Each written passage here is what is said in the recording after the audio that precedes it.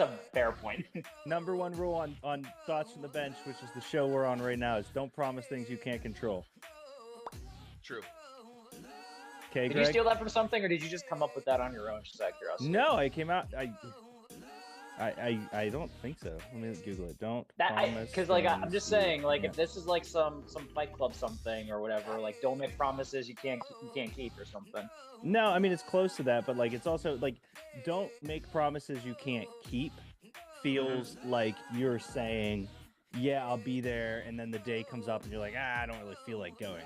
I'm also adding an addendum Okay. that what's says your don't addendum? make promises you can't control. Like if I say, Greg, when I'm back in Pittsburgh, I promise it won't rain. I literally can't make that promise. No, you can't. Mm.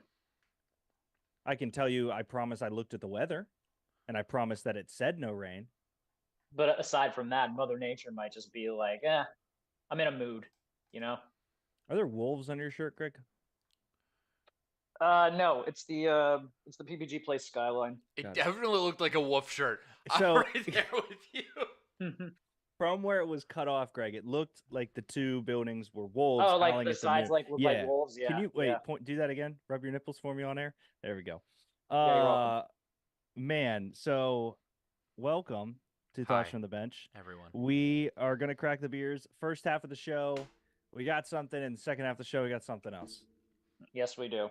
We All planned right. this. 3, 2, 1, action. Greg, what are you drinking? I'm drinking a collab from Roundabout and 11th Hour called About Time. It's a California common, actually. And also it has a great and it has a great saying on the side. As a proud member of the Pittsburgh Brewers Guild, beer is fun. Don't fuss, just enjoy. Didn't rhyme at all. Josh, what are you drinking? Brother, this is going to be a little bit of a little challenging palate. I've got an out of office ale with sweet orange peel and lime juice. What makes Okay. that challenging? Well, I An thought ale it with would those be. things is weird. Yeah, I thought it would be an IPA. I didn't realize it was an ale. Yeah, I an only ale. read the orange and lime part. An ale for that is interesting. Women Okay, should the not drink this. the lime part would if be a they're little pregnant. weird for that. That's fair. I thought you were just going to cut it off at women should not drink this. Yeah, I was that gonna say, too. all right, branded beer. Jeez. Yeah, So that's like I'm a cerveza. remember when I told you guys last week I didn't drink because I was still sick. Yeah. Yes. 2 weeks ago is what I actually was saying. I drank the beer from Cezanne because they were putting on the new beer. I got the new beer. It is their Ooh. German Pils. Oh. Got there. There's been a guy that every Thursday I go there, spend about $20, get a 4-pack of Pounders. There's a guy that's always there, really nice guy. He bought me a beer today while I was sitting there waiting. Nice. He's in the in-home elevator business. There's actually a good market for that.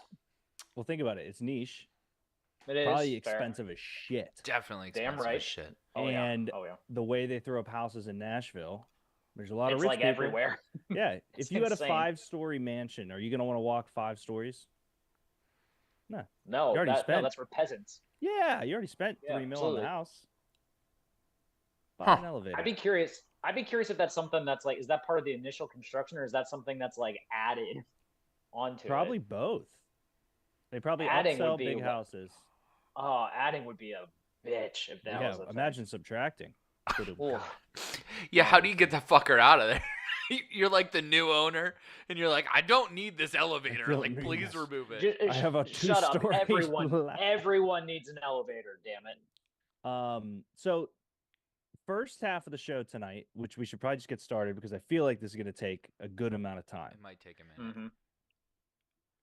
The list came out, and this was Bleacher Report. Yes, sir. Yes, it was Bleacher. Top 50 wrestlers of all time. WWE wrestlers. And that was where I was going to hand to you, Josh, because it's not just everyone, which is WWE, WWF, AEW, NXT, New Japan, all those crazy everything. It's just Every letter you could think of, essentially. Yeah. Yes. So the way that they graded it for Bleacher Report was historical significance, championships, popularity, needle mover, time active, pay-per-view appearances, and skills in ring / mic / charisma.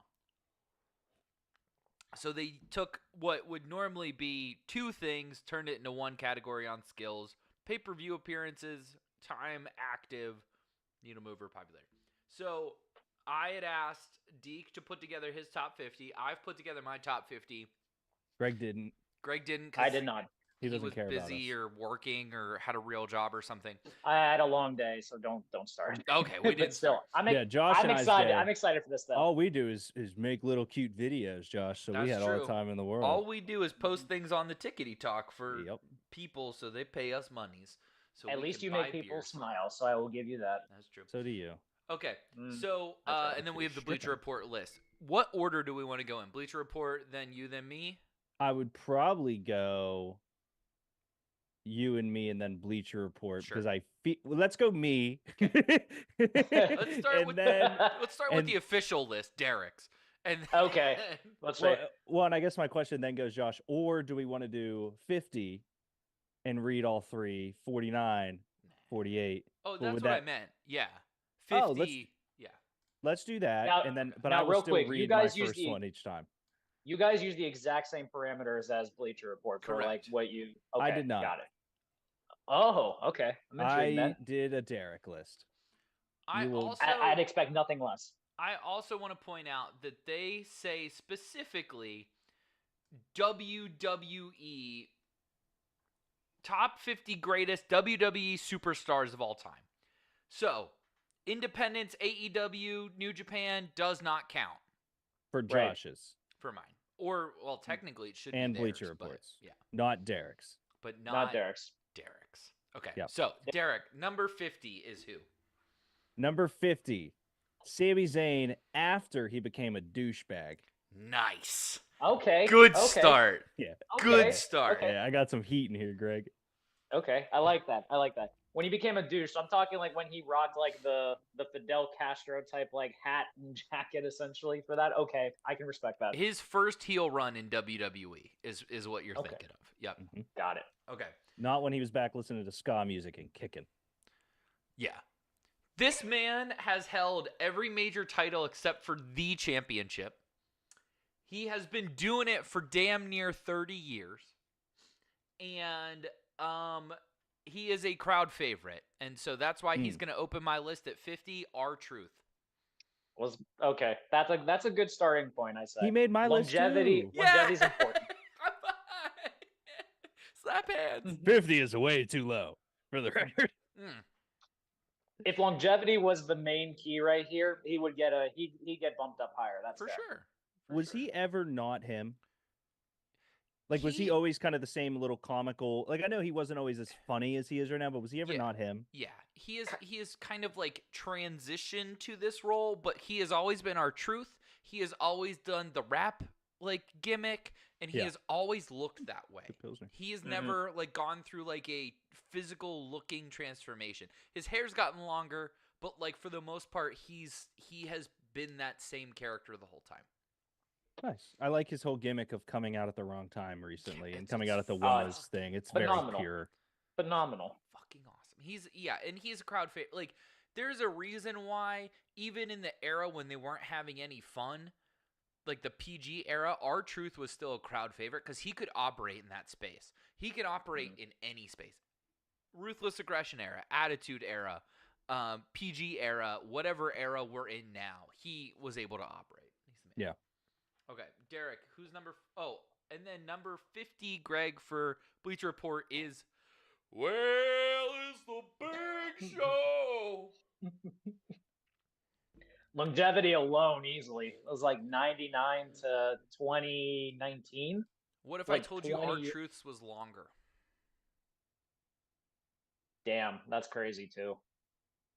Just in WWE, wow. Oh my God, you're right. Yeah, R-Truth never worked for Wow. another company. No, he did. He worked for TNA. Did he for a little bit? Yeah, Okay. he was Ron the Truth Killings in TNA. Oh, you're right. Okay. Doesn't count though, because this list is Mm-mm. just WWE superstars, Greg. So, Did- yeah. So anyhow, Derek, Number Yes. 49. Number 49 is arguably perfectly placed. That is the prototype.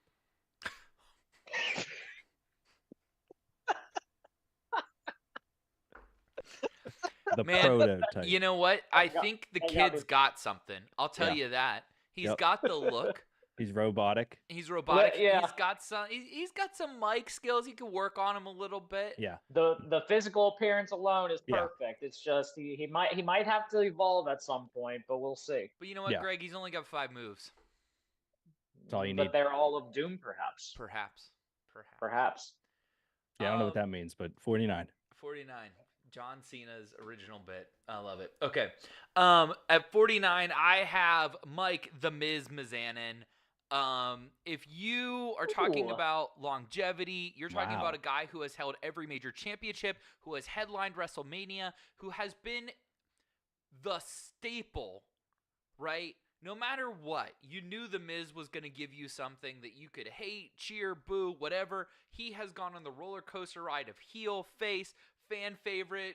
People hated him. Now he's like this respected veteran that when you hear awesome, people pop.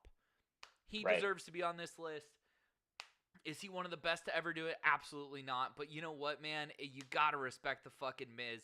And again, if longevity and has a lot to do with this, then you know what I mean? It's not in-ring performance and mic skills are one in just skills. You know what I mean? So, like, you can kind of downplay a good worker because maybe they weren't around as long or they didn't hold all the titles or, you know, they weren't a fan favorite. Like, I would also point out, too, I think this is his 15th WrestleMania, which speaks volumes when you think about it. Yeah, so. When there's only been 40 and The Miz has been a part of almost half of them. Yes, yeah, that says a lot with that. Started on MTV. True. Mm-hmm. And then for Bleacher Report, she's higher on my list, but not by much, and it kills me that she's not up higher. Lita at 49. Oh, that Who's hurts. That? Lita is the girl that was with the Hardy Boys, and she was also Edge's wife on screen at one point. Oh, didn't she have sex? Yep, that's nice. Lita.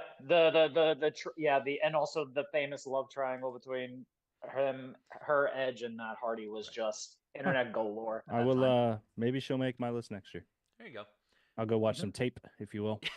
You will enjoy that tape. She's a great wrestler, and she's hot as hell. Okay. Yes, she is. 48, Derek. 48, Johnny Nitro. Okay. Johnny Nitro. So we're going specifically Nitro, or does Morrison also count in this one? Greg, don't be an idiot. Johnny Nitro. Johnny Nitro. Okay, my bad. My bad. Do you have an issue with that, Greg? Is it too high, too low? No. I will say the kid is electric in the ring and has something. I don't know what it is, but he has it. Former TNA champion. Oh yeah, that's right. He was a TNA champion. Yup. Maybe. Yeah, maybe. I don't know. Okay. All right. 48 for me. A guy with a lot of longevity, a guy that moved up and down the card seamlessly. Mm-hmm. Whether he was filling out the bottom of the card or main eventing with guys like The Rock and Austin, give me Rikishi at 48. Oh, love that. I did it for The Rock, brother. That's a guy that on any if you're picking 50 wrestlers all time, you're taking him every time. He's a dude that fills out every part of your lineup. He's held every belt. He's the man. And also, like, he gets over. As a heel, as a face, he's a fan favorite every time. And obviously, his most notable, maybe favorite run for everybody is him with Too Cool. But that just proves, like, he's main eventing with The Rock as a heel. And then he becomes Rikishi, and then, you know, he was also around for a while too. He was in the Head Shrinkers tag team in like the mid 90s, and then he switched gimmicks to the Sultan at one point. So like, dude's been around for longer than you may think as well. Bleacher Report has Vader at 48. Wow, he's good, isn't he? He's great. He is. But was not around a long time and is more of a WCW guy, in my opinion. Fair, you guys do. He he is more famous for his match with Stan Hansen in New Japan, where his eye popped out of his socket and he popped it back in mid-match. And Greg, dude throws hands. Just to let you know, Bleacher Report is using WWE very loosely. That's what I was gonna say, because like Vader's time in pun intended, but like the only time I knew of Vader in WWE was 96 to 98, so it was a 2-year run. So he did not make that. He didn't have that significant of an impact. Can you do me a favor, Josh, and recap your list up to this point for Dre? So, Dre, we're doing top 50 WWE superstars of all time is what the thing is. Bleacher Report using ECW and WCW, which is bullshit. What's up, Austin? Yes. I have R-Truth at 50, The Miz at 49, Rikishi at 48, and we're on number 47. I have Sami Zayn after he became a douchebag, The Prototype, and Johnny Nitro. Yes. Mm-hmm. You ready for my 47? I would love your 47th. Yes. Let's hear it. Both Hardy guys. As one, absolutely. Both Hardy guys. Yeah, 47. Yeah. Jeff was the star, but Matt was the worker. So you combine them both, you have a perfect wrestler. Their big problem was too many holes in the shirt. Yeah, true. Well, yeah. That's true. That's why Jeff's very cold. Yeah. Yep. Yeah. A lot of nipple. At 47, I have the Animal Batista. Wow. Longevity is a problem here. Yes. Fair. Okay, I'll give you that. And I'll give you that. Like, and you know, when he's in, he's amazing, right? Mm-hmm. But he also really struggles on the mic. Yeah, but damn, that makes me so sad. Why? This dude main evented 2 WrestleManias though, so like, shit, that's makes hard. me sad he's bad. I don't know much about Batista the wrestler except for his belly button. It makes me sad that he's bad at the mic and such an amazing actor. Right. That makes me sad. It's weird. It's because it is true. He's not that great. Putting lines in his mouth, and he can do it as many times as he wants when he's acting. Right. Fair. That's a good point. And Greg, if we're taking skill into account, right? Like, was Batista really that great of a worker? No, he wasn't. And he really couldn't talk. He didn't have longevity. Now, yeah, no, he in literally a faction, he was the muscle. There's a reason he is the muscle. If you want a hockey equivalent, he's Tim Thomas. He 2 brilliant years, and then that was it. I thought you were gonna go Matt Murray there for a second, but okay. Or Matt Murray's also probably a good one. Batista's the Matt Murray at the end of hockey. At number 47 on Bleacher Report, Dean Ambrose. Wow. Longevity. He was around for a bit. Won every single title. Won every title. No, he did really well. Nope. Oh, I'm sorry. Yes, you're right. I didn't see IC title on the list originally. Yeah. Never main evented a Mania. Had some good programs though, so I'll give you that. But yeah, I mean, like he is more well known in my opinion for post WWE. I agree. He's not on my list. I'll tell you right now. He's not on my list. I don't think when he was in the Shield, he was the biggest part of the Shield even then. And his solo run always felt kind of like they were like, we can't get rid of him because people love him. But, you know, there's other dudes who fill that role in a much higher capacity. I couldn't agree with that more, which is why my 46 is Dude Love. Oh, he's been in love me some Dude. Sorry to cut you off, Greg, but that's what we call a transition. Yep. No. Dude Love. Thoughts? Dude Love. I love me some Dude Love. Bad heel run, but still pretty good. At 46, I have Sasha Banks. Man, main event of the Mania. When she was up, she was, oh man. You're gonna see, Greg, that like up until like 30 are people who had a peak and it was fucking awesome, but it was short-lived and that was it. Still had consistency throughout the rest of their career, so I'll give you that. Okay. Sasha Banks. I don't like that. And then at 46 on Bleacher Report, the phenomenal one, AJ Styles. Did he have sweaty hands? I think that's why he wears gloves. Yeah. It's got to be, right? That's what I heard. He didn't wear. I don't remember him wearing them in TNA. So he did wear them in TNA. Over, he wore black ones. Oh, they just didn't have the print on them yet, because that's why. Okay. Yeah. And in fairness, if it's WWE, that's completely fair as well. Yep. Because he's only been around for I think 7 years. 7 years, and I love him. He's a mid-carder. Was he went from New Japan to NXT, right? Yes. No, just to the main roster. But that's New right. Japan That's right. He skipped over NXT. He was around the same time as Finn Balor joining, so it was this whole wave. He followed Finn basically. And Finn was bigger over there.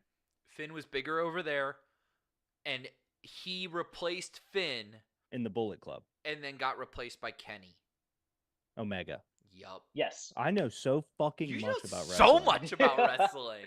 Osmosis, baby. Got your Wyoming hat on. You're fucking killing it, brother. Shut up. Who's your 45? 45 for me is a gentleman. Let me make sure I spelled it. Yeah, okay. So out of all due actual respect for the human being, sure. I want you guys to not worry that this is the only placement, but I would like at 45 is my first real answer, and it is Husky Harris. Because he's a thick boy. He is a thick boy. How much did Husky Harris actually appear on TV? Maybe a year. Not that much. But man, was it memorable. But you know what? If you want to talk about fan favorite, yep, and then was used later very significantly in some of the Demon and like all that kind of like, I mean, there's Huskus the pig. Fair. There's a lot going on there. I don't hate that, Derek. By the way, great documentary. Great documentary, by the way. I don't know. It's gonna be hard for me to watch it. My number 45 is Owen Hart. Oh, he deserves to be on that list. Definitely. He's ugly. He is ugly, but god damn it, was he talented. Who the fuck is this? It's Bret Hart's brother. Man, he is so ugly.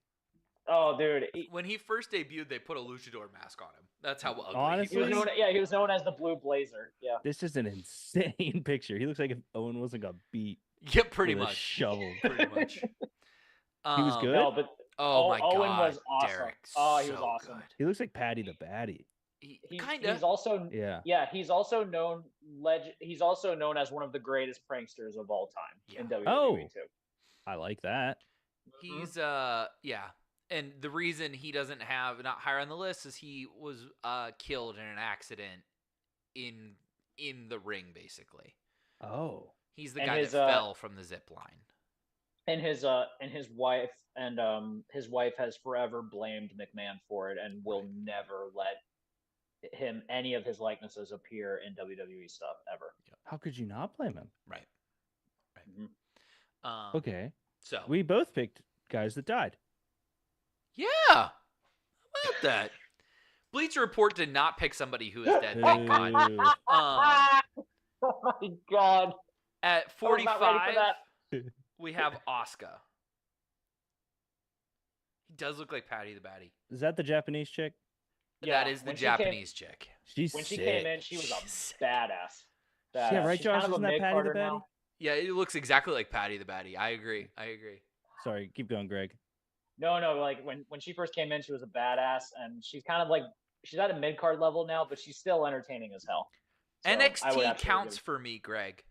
No, I agree, but like I'm saying, like when she started in, she was like tippy top, and then like she kind of like she's been stagnating a little bit, but like still like she's got a presence to her.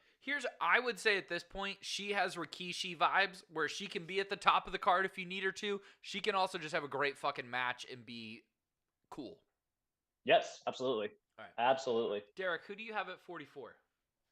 Oh, 44. I have not named this guy yet because he's at 44. Johnny Blaze. Yep.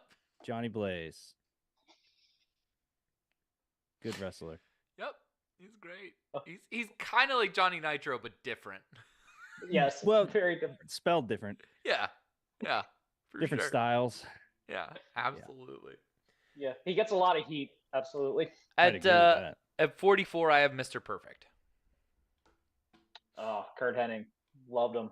If you ever saw those early like video packages for him, they were so good. He throws a football to himself. Bowls a 300 without a problem. Yep, it's pretty great. Good for him. And then Bleacher Report at 44 has Kofi Kingston. Oh, wow. I think this is a longevity play. I think it's a fan favorite play for them. I think it's a respect. Grand Slam champion, though. Yeah. Yep, Grand Slam champion. I mean, Kofi, if Shawn Michaels defined the ladder match but didn't invent it, Kofi defines the Royal Rumble spot. Aside from Jinder Mahal, there is no one else that gets as disrespectful of a WWE champion like status as him.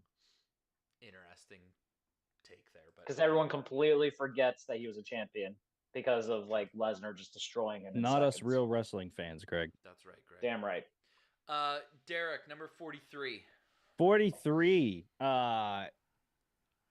Arguably the biggest actor movie-wise. Because things that John Cena, The Rock, and Batista can't say is they starred with Adam Sandler. Give me Goldberg. True. Very true. Very true. Well, I do believe that there's another wrestler in that movie as well who can say that. There's a couple, actually. There's a lot of wrestlers in that movie. Yeah. There is. Because the other one's on this list, and so is Captain Atheno. And Captain Atheno's on? Okay, good. As long as Captain Atheno's on this list. Yeah. You take no mercy. There was no mercy.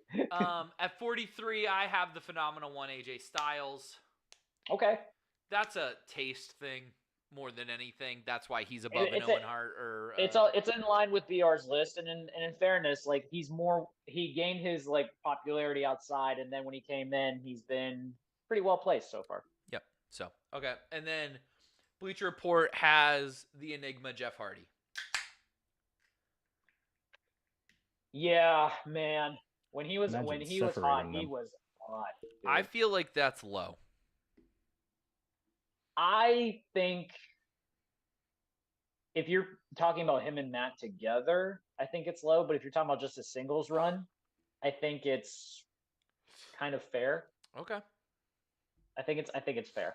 I think you have to take into account his tag team run because it's all of WWE, right? So you can't ignore the fact that he was in the most popular, if not one of the most popular tag teams of an era. And then had an incredible solo run, which only one other person did from those major tag teams.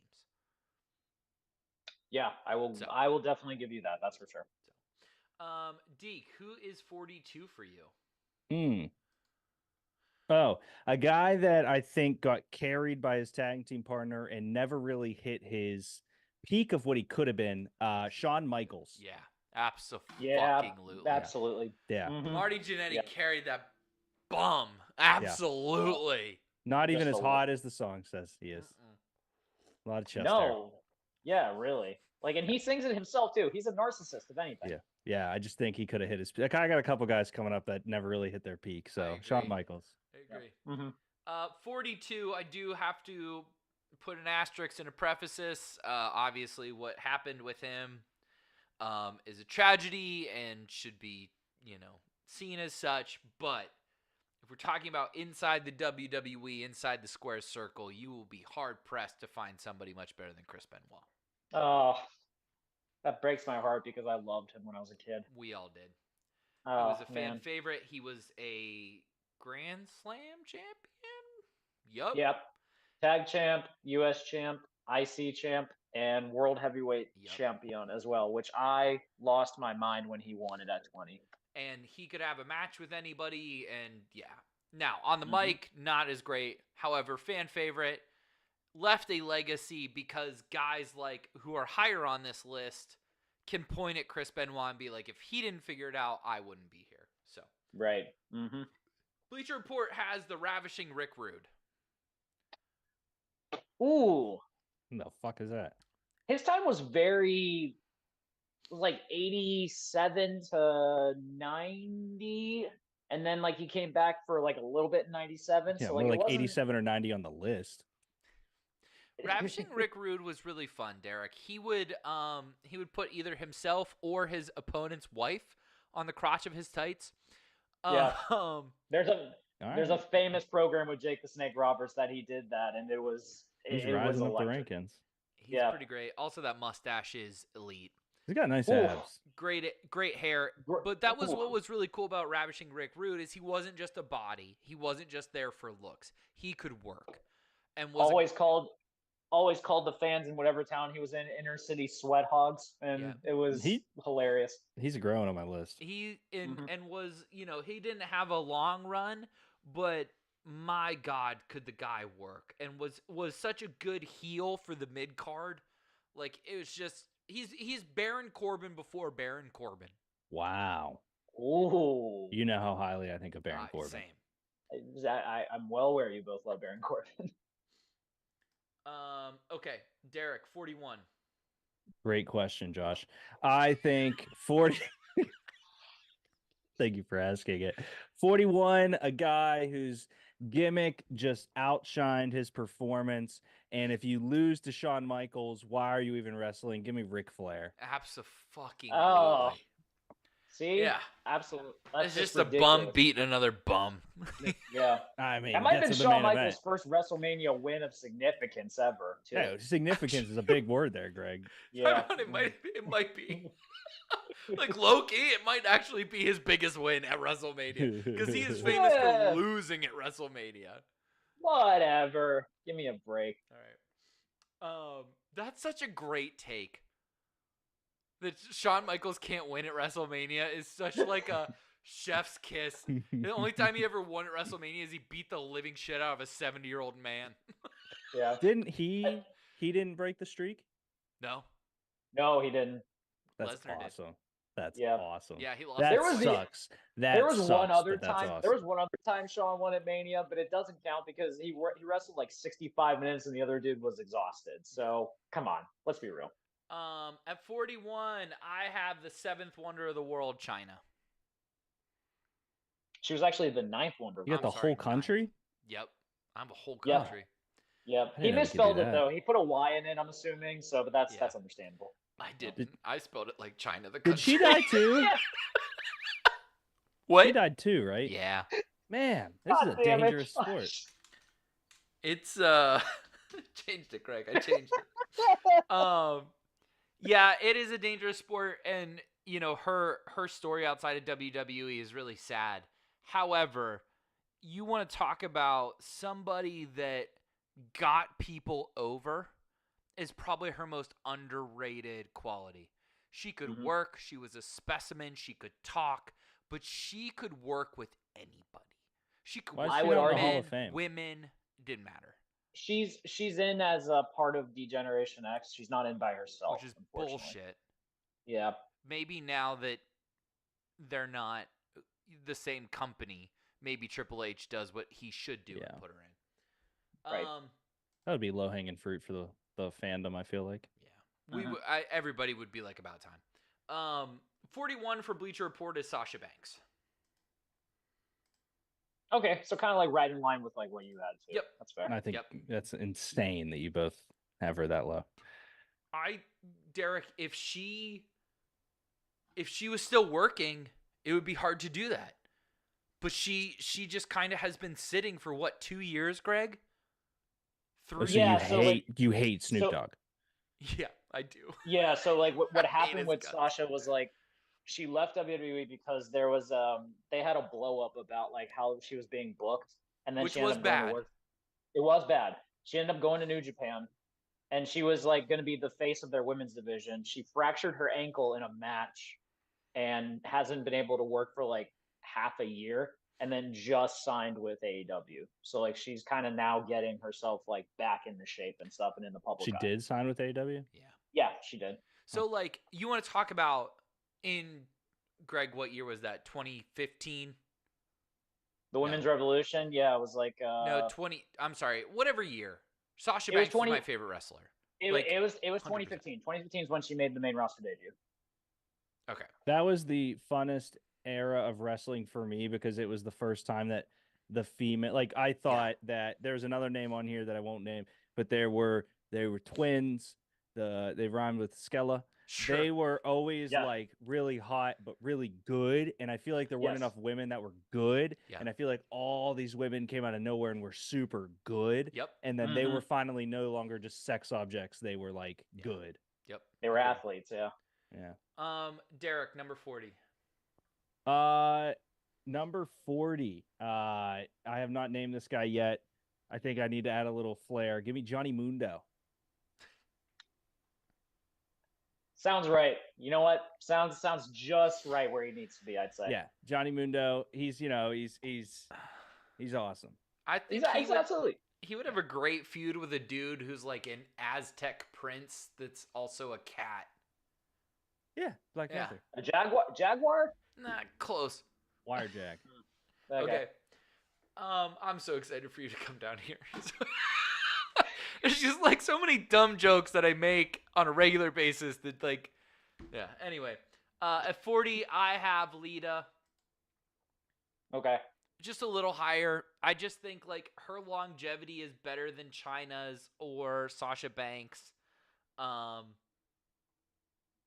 But like also it's just, you know, she's fucking Lita. She's the best. I'm about to go on a run of women's wrestlers here too. So at 40, Bleacher Report has the guy that Hulk Hogan stole his gimmick from, superstar Billy Graham. Okay. I can respect that. Again, though, not a WWE talent. That's very true. He was more big in, I think, AWA, I think. But honestly, he was one of the first WWF champions. I think he was like the 4th or 5th, if I remember correctly. But he had charisma. He took it off San Martino. He did. That's fair. I hate him for it, but still. Derek, number 39. This is a guy, I think there's a lot of like gimmicks that aren't really for the whole family. Sure. This is one of the few ones that I think really brought the whole family together. Give me Boogeyman. Yeah, nobody likes Boogeyman. Is scary to everybody. Yeah. And so like it brings the family together because he's scary, and he would be higher if he didn't eat worms. Was my notes. Sure. Good note. Yeah. Good note for him. Yeah, it's gross, dude. He had to get his protein in, you know? Like, but probably had a long days and stuff, you know? Greg, one of the longest reigning appearances in a Royal Rumble streak, Boogeyman. He was always a surprise entrant, if I remember correctly. I think 10 years he had shown up in a row at the Rumble. Someone was a very big fan of that gimmick who helped create it as well. I think it was Bruce Pritchard. Yes, it was. 39 for me is Trish Stratus. That person lower than I thought for you, but I can respect it. I can respect it. She deserves on the list at least. I think she belongs on the list. I think as far as longevity goes, she has the longest. I also think you go from being a valet to being a legitimate worker. That's awesome. And came back and did a heel run last summer with Becky, which was really good. And I think like normally, if you would have asked me this even 5 years ago, I would flip Lita and Trish and probably move Trish down my roster. She has really won me over in her later years, I think, coming back and doing good work and that kind of thing. Yeah. 39 for Bleacher Report. RVD. 100% deserves to be on the list. I was a little nervous they would disrespect him a little bit because of his because he was definitely more ECW, but he was in WWF for a while and got over very quickly. Again, Bleacher Report has every umbrella of WWE involved. They are citing ECW as a reason why they picked him. Okay, I got it. And I don't think that's fair. I agree with you. I don't think it should count, but their criteria. Okay. Derek, number 38. If you want to go up to 25 and then we can pivot, we should probably do that just because we're already I like that. At the Save the top 25 for next week. We got 20 minutes. Okay. Yeah, I mean this guy had to be somewhere on the list. I don't think he's stellar, but let's go with Mankind. Some would say that's low, Derek. I would say that's low. Well, Even for listen, you. First of all, Greg can't be low. You didn't make a list. Second, Fair. for you, Josh, Fair. there are other. Look, I'm just not going to sit here and say that he should be higher on the list or anything. I think there's 37 people who are better. Okay. Okay. All right. I don't have faith in mankind anymore. Fine. That's fine. Well, that's If you do, that's on you. Wow. Okay. welcome. At 38 for me, and this is done purposefully, Greg. We got Lita, then we have Trish, and then those two crawled so that this young lady could run Paige. Oh, another one that had just a short run in WWE, and when she could have been, she started it, and Yes, I don't she think did. we talk about it enough. She kicked the fucking door down and said, "Women's wrestling counts now." I would argue there was one that was just directly before Paige that might have also kind of got it burning a little bit. Just saying.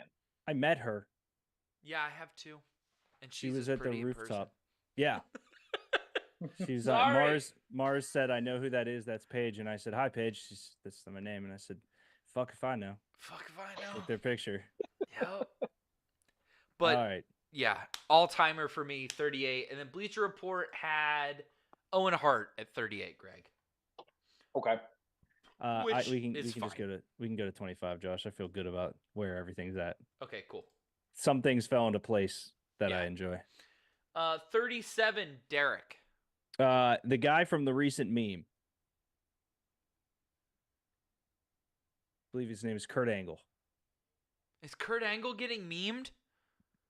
You haven't seen it? No. I haven't seen it. No.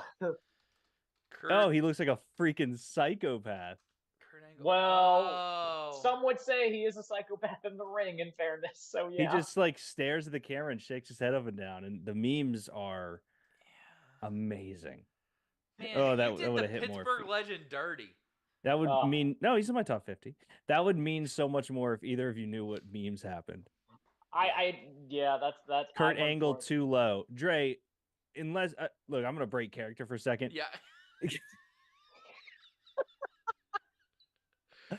Dre. Shut up, Dre. Smart Help enough. me out here. Dre said that Lily walked by the TV and said that's Jerry. Lily talking about Greg. # Greg knows. Oh my god. Are you Jerry? Seinfeld or Sandusky? I thought Rick and Morty, but sure. Way better. Rick and Morty is kind of on. Greg pitches the Got Apple campaign 100 out of 100 times. 100 out of 100 times. We dropped Greg off Yep. at a daycare center where he's with other Gregs where they can't figure out how to turn the TV on. Yep. And Greg Skelp is there. I'm telling you. Oh, yeah. All Gregs are at this intergalactic Greg station. Yep. And they all get along. Swimmingly. Yeah. All right, next. 37 for 37. me. I'm excited for this one. Daniel Bryan.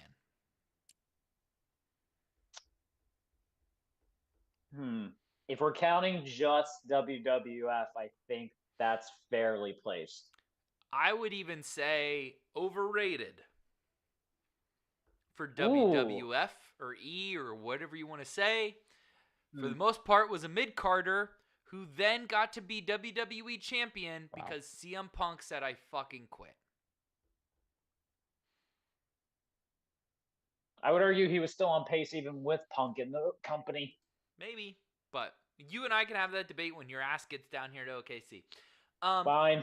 37, Mr. Perfect for Bleacher Report. Okay. Didn't make my top 50. I feel like that's high for Mr. Perfect, but that's me. I think they're giving respect to the longevity and also because of the fact that goddamn he was so crisp in the ring. He was. He was so good. Derek, 36. I mean, the tallest human ever. Yeah. Big Cass. And he's 7 foot tall, and you can't teach that. That. Absolutely. Yeah, I give me a big almost kiss. put Enzo on my list. I almost put him at Yeah. 15. Just Oh as my a fuck God. you to Craig. It Hear was me out. honestly one of the greatest Hot. runs ever. Hot run. And hear me out too. Josh also hates big casts as well. It is a known fact in that regard. What was his He has name outside of Big Cass? He's something Bill now, right? Yeah, he's Big Bill now. Big But Bill. his real name I think is like Bill Morrissey, I think. Still Real just simple names. his whole thing Big is that Bill. he's big. That's He is he's Big like, Bill. he's big. Okay, He's I mean, just Zach he's huge. Eddie, Zach Eddie on WWE. Yeah, fucking A. Okay. 36 for me is the Enigma Jeff Hardy. Oh, you split them up. I did. Mm. Matt Hardy didn't make my list. Love Matt Hardy. He's not a top 50 all time. I didn't realize Matt Hardy was the creative genius until he was outside of WWE. And yeah, his Ring of Honor shit's amazing. That's great. It is. This It is is. not what we're talking about. I agree. I'm just saying, like, if you would have told me that Matt was going to be the more creative one, I would have said you were lying. But go figure. Number 36 for Bleacher Report is the Animal Batista. You guys have had some like very similar. And I One did so not far. look at this. This is the first time I'm looking at this list. Okay. So I'm. It's interesting how high they have some people to me. Okay. And how low they have some other people. But yeah. Okay. Derek, 35. I think his career came up short, but he was a part of some of the greatest gimmicks ever. Give me Hornswoggle. I was waiting for that when you said short. It's on there. When they made when they made Triple H and Shawn Michaels go into the ring, and there was just a bunch of little people. Yep. Mm-hmm. And he was Yep. Vince McMahon's son. Yeah. Yeah. Oh, yeah. I mean, there's just so much awesome shit. Fuck the rumor yeah, that he was Hornswoggle. Pee-wee from Jackass too. Oh. Yeah. Awesome. He's also been at many WrestleManias too, so longevity wise, it works out too. I kind of am like, where do I fit Hornswoggle on my list? Like, it's making me like rethink some shit. 0.5. Yep. 0.5. Yeah, 50.5. Put El Torito as 51. He wasn't El Torito. No, but I'm saying like put another one to like make it a whole, you know. El Torito was awesome though. El Torito was the best part of that gimmick. Anyway, 35 for me is the late great Bray Wyatt. Lower than I expected from you, actually. I tried to be so clinical about this. Mm-hmm.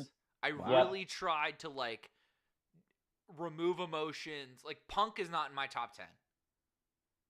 Okay. That surprises me as well, but that's not but good. I will give you that. I just really tried to like really think about what the parameters were that Bleacher Report put on this and really dial that in. Yeah. Bray Wyatt fan favorite. Bray Wyatt had some of the hottest. Let's not forget when the Shield and the Wyatt family faced off. That was fucking incredible. stare down was in sick. ring Incredible. it was like palpable. You could taste it. So fucking good. So fucking good. So talented. Such a sad story.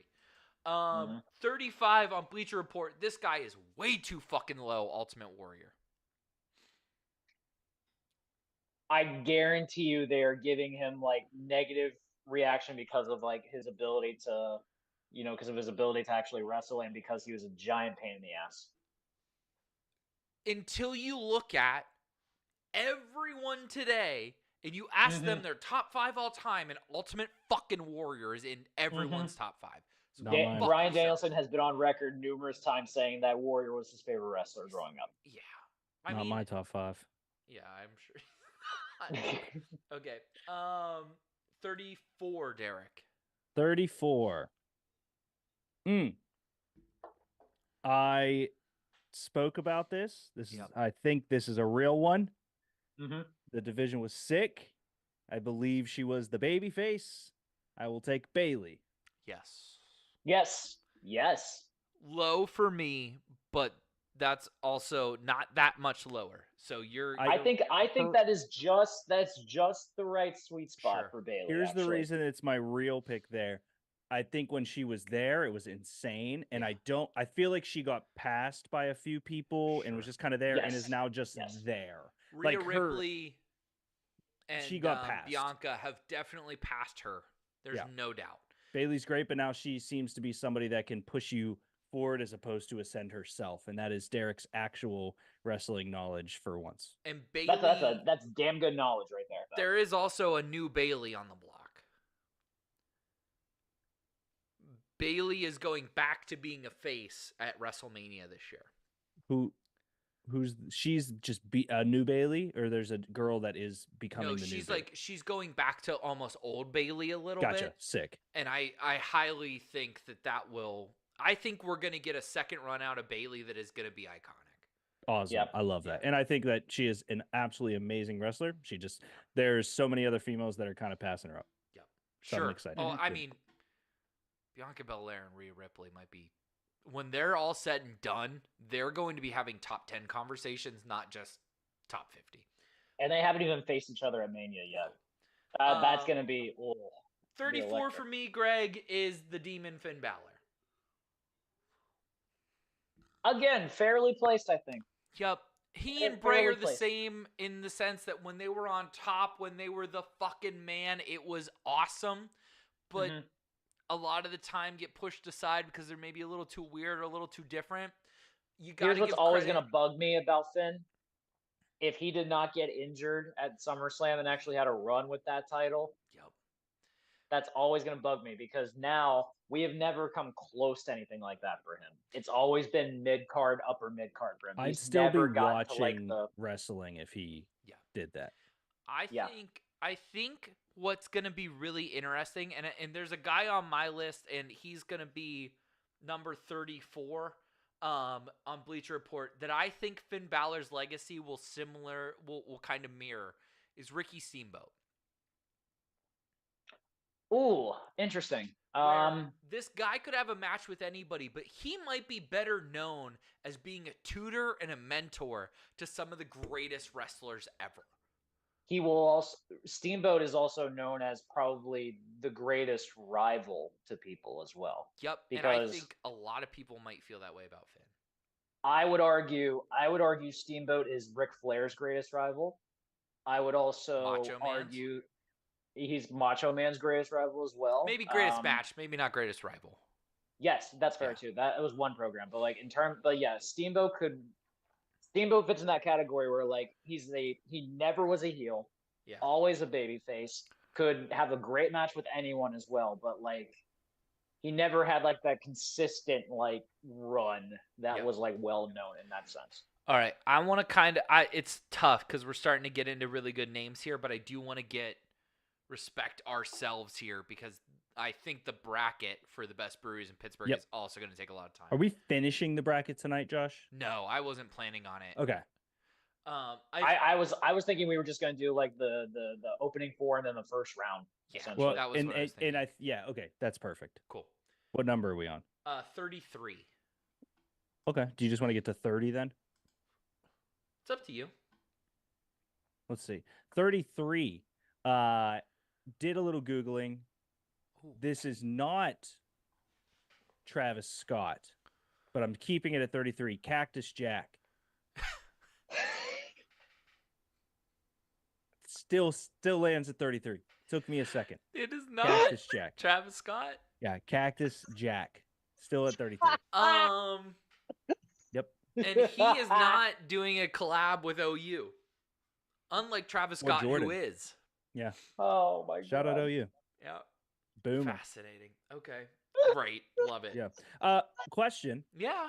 On let's step away from the facade. Okay. Is Mankind the best version outside of the guy's name? Wow. Because you guys were really offended by that one. And I think Dude Love is last. Yes, absolutely. Yes. Are we talking about best or most well known? Who'd win in a fight? Cactus Jack. Cactus Jack. Okay, sick. Let's go. Yeah. Cactus Jack is literally before he got to WWE, he had he's known as the king of the death match. He will do anything and everything to win a match. Like there was a famous video of the dude coming to the ring with a barbed wire covered cross on his back, just ready to tear someone up. Cactus, And yeah. he's a crazy motherfucker. And he's the sweetest human, but he's a fucking maniac. Okay, yeah, there's a real world where he's like a hill person, right? If he doesn't find wrestling. There's a real world where he should be dead. Yeah. Okay. Yes. 100%. I feel good about it then. Okay, 33 for me. Greg might be mad. Kevin Owens. Wow. Greg's mad that he is being named at 33, or Greg's mad he's in the top 50 at all? Lower. No, he deserves top 50. Deserves top 50. Really? Oh, yeah. Yes. Oh, yep. He's such a little bowling ball. I love him. He's the best, but he's not great. The best. I saw a tweet like about like his run at Mania for like the last since he's been up, and it's impressive. Like holy shit. But he has done everything that he has been asked to do. He has accomplished his goal in life. He lost weight. He is so happy being exactly where he is right now. He's hilarious too. Hilarious as well. I will if you're pull the curtain back, Kevin Steen would hate Kevin Owens. Two Kevins, too many. Perhaps, Josh. I give you that. But I will say, when Steen was in Ring of Honor as well, when he was champ, he did some similar kind of dumb shit with Cornette as well. That was some great TV. That was kind of like on par with this. But like it's still on par with this. It hurt me to put him there, but like clinically, he belongs in the lower half of the top 50. He can have a badass match with anyone. He can be psychotic in the ring if he wants to. Sure. But he's also just a sarcastic, smarmy motherfucker on the mic that is hilarious. Yeah. Oh, it's great. Let's go Wallace. He's just entertaining as hell. 33 for Bleacher Report. I'm pissed how low he is, but then I look at my list and I'm like, I put him very similarly. 33 is Booker T. That is fairly placed. Parameter-wise, if we're looking at just WWE, that's fairly placed. It is. I would. Greg, and he's only he's not much higher on my list. Mm. However, his role in the supermarket brawl with Austin was amazing. Is amazing. Top 50 worthy. If he never did anything else, him getting the milk poured on him, the fucking shit he let Austin do to him in that match was fucking incredible. All right. Oh, but then when he reinvented himself as King Booker with a British accent, I can talk about that. He had a crown. Yep. Yes, he did. And the staff and the robe. And he had the robe was cool. Yeah. It was all. If you were like top 50 wrestlers to get a beer with, Booker T's like top 5, but that's not what this list is. Oh, I could do that draft. That would be a good one. Booker T would be fun with that one. Hornswoggle, because it'd be funny. Derek, 32. 32. Again, I think he left too early. He didn't really. I don't know. He's kind of forgettable. He didn't really show up for me. It was hard to see him. John Cena. It's difficult to see him. Yeah. 100%. Can't really watch tape if you're not there. That's true. No. That's true. Will Compton of wrestling, some say. Yeah. I mean, realistically, should have stuck with rap. 32 for... I never listened to his album. I might need to now. Wait till you find out Macho Man had a rap album. I do. Oh, I do. Trust me. No, not you. Him. Let me go to Spotify. 32 is the other French Canadian Ring of Honor Hall of Famer, Sami Zayn. What, before or after? He's before Kevin Owens. No, before or after he became a douchebag. Oh, just the whole time. Okay. Yeah. Well, that's not a. Well, first off, I think you're confusing him because he's not a Ring of Honor Hall of Famer. El Generico is Thank a you. Ring of Honor Hall I of Famer. apologize. And I he's apologize. on a secluded island somewhere in the Himalayas living You're life at large. 100% This right. Sami Zayn character never worked in Ring You're of right. Honor. Let's You're be clear right. about that. I fucked that up. That's my yeah, bad. yeah. I don't know what you're thinking. Like, oof. He's see-through as El Generico. Yeah, he's see-through as for sure. Him and Kevin Owens are actually best friends, right? Yes. That's cool. And they have done this together the entire way. Yeah. And I their like first their hate together. Their first real Sami Zayn won the NXT title. Kevin Owens came out to congratulate him and then delivered the most egregious power bomb to an apron I've ever fucking seen in my life. On the hardest part of the ring. He fucking murdered his best friend, and it was awesome. And then Bleacher Report had Jake the Snake Roberts at 32, which I think is a fucking travesty. Oh man. Who?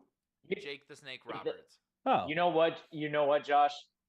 If championships are an indicator, that's probably why he's low. Yeah, I don't care. Just say it. If they're including it, that's why. And they are. And longevity could be a problem. And there's a lot of.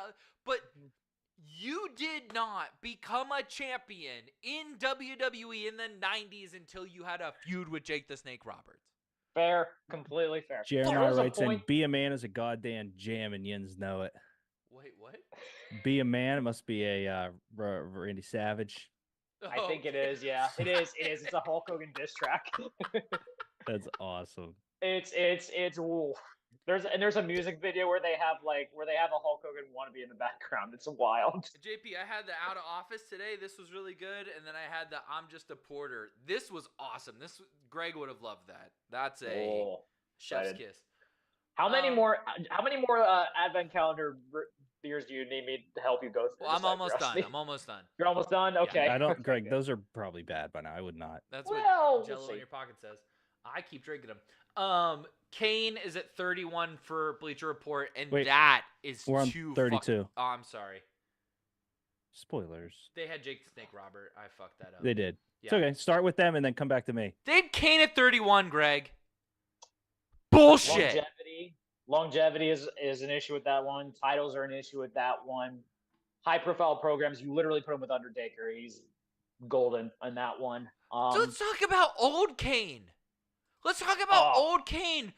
Fucking bringing along all the fucking young guys. Seth Rollins, fucking Roman Reigns, Dean Ambrose, Bray Wyatt. All got the rub from Kane. Let's be clear, too. He ran for local government. He sucks. No, let's be clear. Corporate Kane did suck as a gimmick. It did, but I get it. Fuck. Oh, he won the real one, but Corporate Kane sucked. Corporate Kane did suck. Is he really Undertaker's brother? What? Are they really brothers? No. But they are best friends. So there you go. It's not the same. No, I know. You're Derek, up for who do you 30. have Well, at 31. You're up for 31, and then Okay. I'll go. This is where I have Booker T, Greg. Okay. Slightly Again, very above. similar with BR's list. Okay. Yeah. Interesting.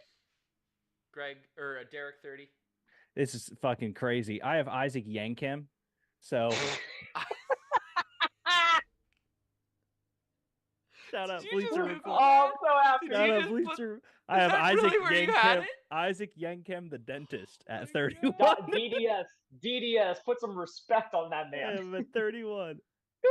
Jeremiah says these are definitely expired, but I don't Shout care. out Bleacher Report. They taste good. Derek, who do you have at 30? And then we'll move on to the brewery draft. I think yes, bracket. yeah, we're on 30. I think that he changed too much. I liked him in his early days, and I don't think he stuck around with his early days long enough to see success. Give me Rocky Maivia. He didn't stick around. You're so right. Should have given it another 10 years or so. I feel like the kid had work ethic. You know, he had a legacy, but I don't think he stuck around long enough to see it out. You know what it was? He got scared by the die Rocky die chance. He was think like, so. "What did I do wrong? What did I do wrong?" But some of the guys on this list did die, and that's why they're on this list, Greg. So maybe. Okay, very posthumous. I got you. Yep. I think that's man, Derek, what a pick. Okay. Thank you. At 30 for me, I have Asuka. Ooh, higher for you. Interesting. Okay, but in fairness, that was like that time frame where she was like the thing. That was your wheelhouse. Who's in Asuka? fairness. Asuka's the Japanese chick again. I thought it was Asuka. No, it's Asuka. Asuka is Asuka. That's how you say it. Yeah, Asuka. My life. The U, yeah, the U is silent, and I guess. I just think that if we are taking into account, like, Asuka will be there when that next generation comes through. The generation, like whatever Rhea Ripley and Bianca are leading, Asuka will be there to be their old veteran that sees them through that era. That's fair. And if you've seen, like, I've watched NXT like a little bit, and like the women's wrestlers on there are like far superior than any of the males. It's crazy. Well, except for Kurt Goldberg. Oh, Braun Breaker. Yeah, Kurt Goldberg is elite. Baron Corbin's tag team partner. Put respect on that. I know. And then 30, Greg. I don't have this wrestler on my list at all. Is Razor Ramon. You don't have Scott Hall on your list? I don't have Razor Ramon on my list. Okay. His vest. That's probably cool. That's where the conversation about WWF and WCW become a problem. Then I'll give you that. Razor Ramon's a jobber. 92, 95 was his run. That's real short. It is real short. He only had like one WWF title match. He was a great Intercontinental champion. I'll give you that. I think it's the legacy part that leaves behind. You know, Rick Rude's it's probably a better the charisma. Intercontinental champion. Charisma is probably like one of the main draws on that one. Sure. Work ethic, probably main draw on that one. Sure. Yeah, that's interesting. We're really about to trust Josh with spelling and pronunciation. Okay, it was on the Asuka thing. Okay, so we're stopping at 30. I trust him on this one. Damn it. That was 30. Jeremiah, stick around. We're gonna do a best breweries in Pittsburgh bracket here. Yes. But yeah, I think that's a good list. That's a good place to stop for this week. Agreed. Yeah. All right. Yeah. Post-Mania show next week, we will finish the list. Is Mania this weekend? Yeah. Mania is this weekend, yes. It is this weekend. All right. I'm going to pull this sucker up. I'm going to let you guys kind of introduce this. I'm going to grab a beer and go to the bathroom. Okay. Cool. Do it at the same time. We have been running through, shout out to Friday Beers Pittsburgh, good friend of the show. Damn right. They did the best bars. And so we've been talking about it. And then last week, Greg, we talked about doing our own. Yes, we did. Much less sponsored, just for fun on the show. It'll be a good debate. I think that these are off the heels of my personal rankings. They are. And they are an extensive list, by the way, I must say. They are. So to get to the reason for my rankings is just, I don't know. I think that it was just a fairish way to do it. There's definitely some breweries not on here that we would have replaced and this and that, but the rankings are the fairest way to do it. But we're going to do it. And so the rankings come in at a couple different categories just to speak to how we look at them. So the categories that I have for these rankings, which are now up to, I believe, let me look really quick, -1 because that's the order. I want to say, oh no, I added a filter. That's cool. For Pennsylvania. Ooh, you must have been drunk when you did that. No, well, kind of, but I did it because we were doing Pennsylvania only. So I'm at 70 breweries that I've rated on this system, and the system is beer, space, food, scene, and people, with a max score of 20. 2 breweries that are in this list have reached 17.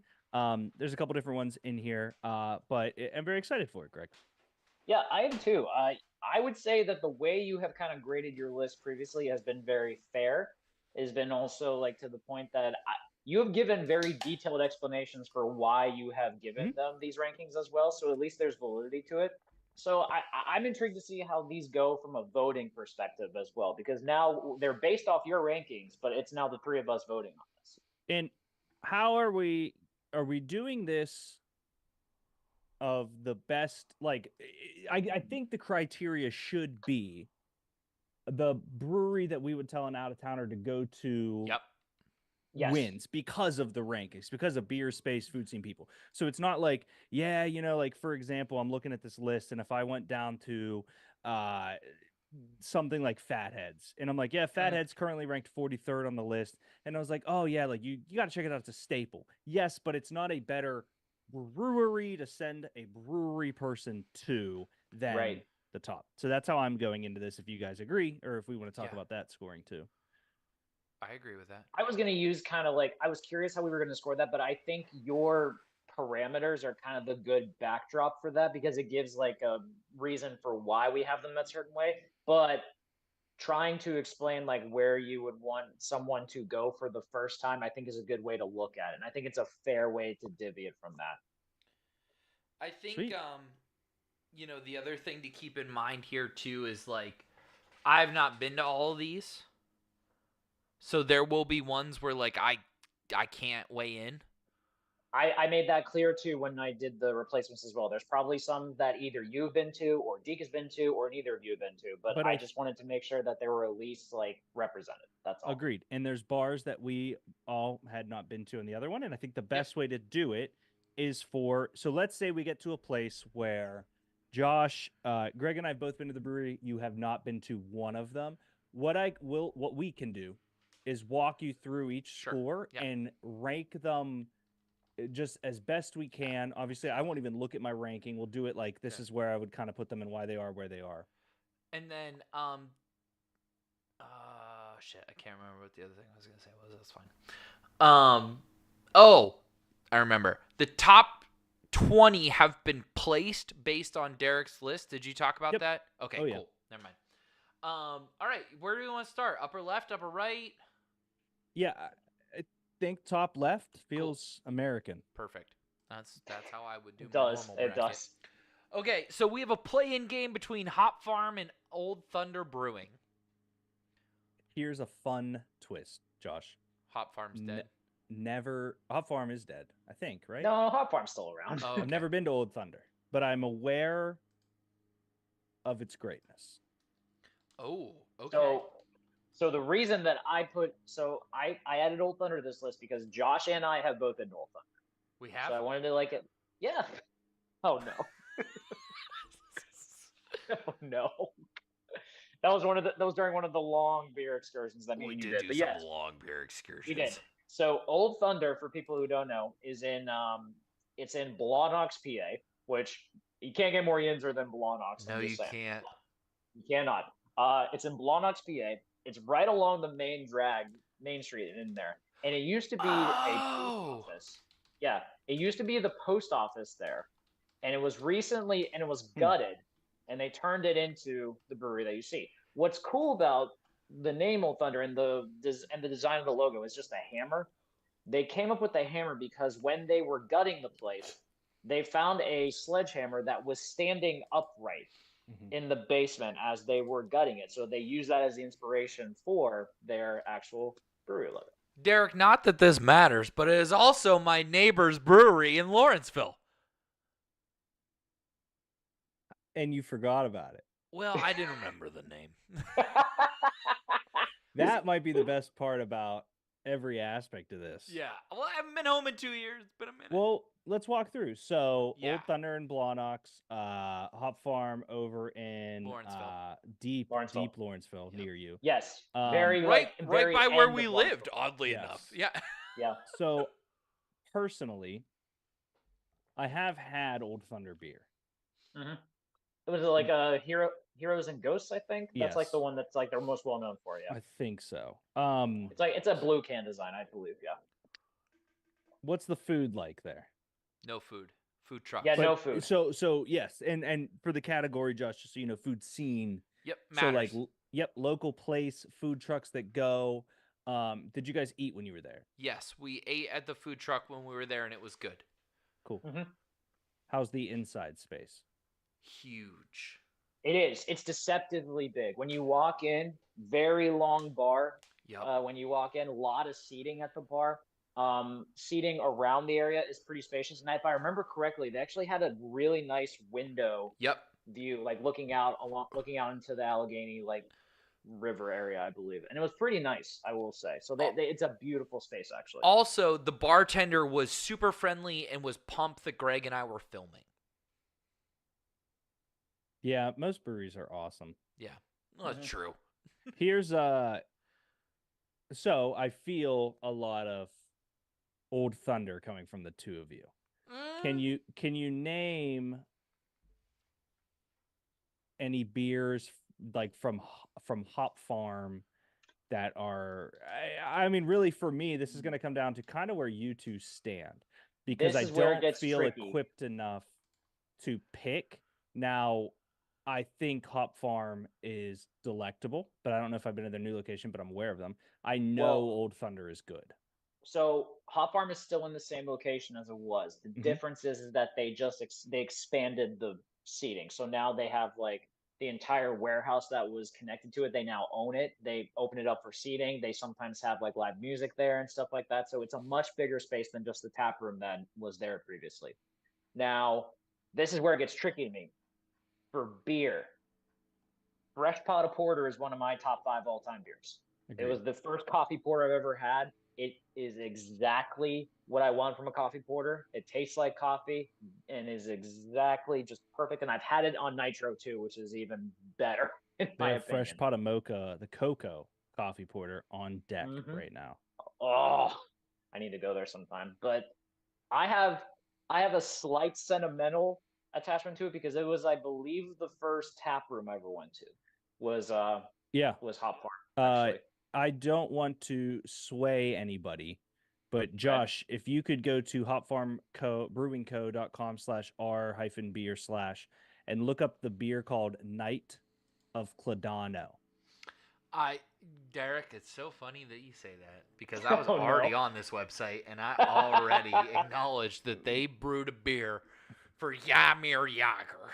If I may, ode to hockey legend Jaromir Jagr. To celebrate number 68, we brewed a pils that boast lightly toasted bready malts that allow both floral and spicy qualities and exclusive use of noble Saaz hops to shine through 5%. That's cool. Now, I imagine it's a Czech Pilsner. Does that beat Old Thunder? I can't.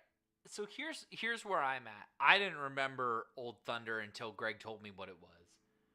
When I saw Hop Farm on the list, I just assumed they were going to go through because I couldn't remember Old Thunder. I know that that's not necessarily the way we want to do this, but also like Hop Farm's a Pittsburgh brewing staple. Mm-hmm. Old Thunder's a newish kid on the block that's like kind of cutting its teeth a little bit.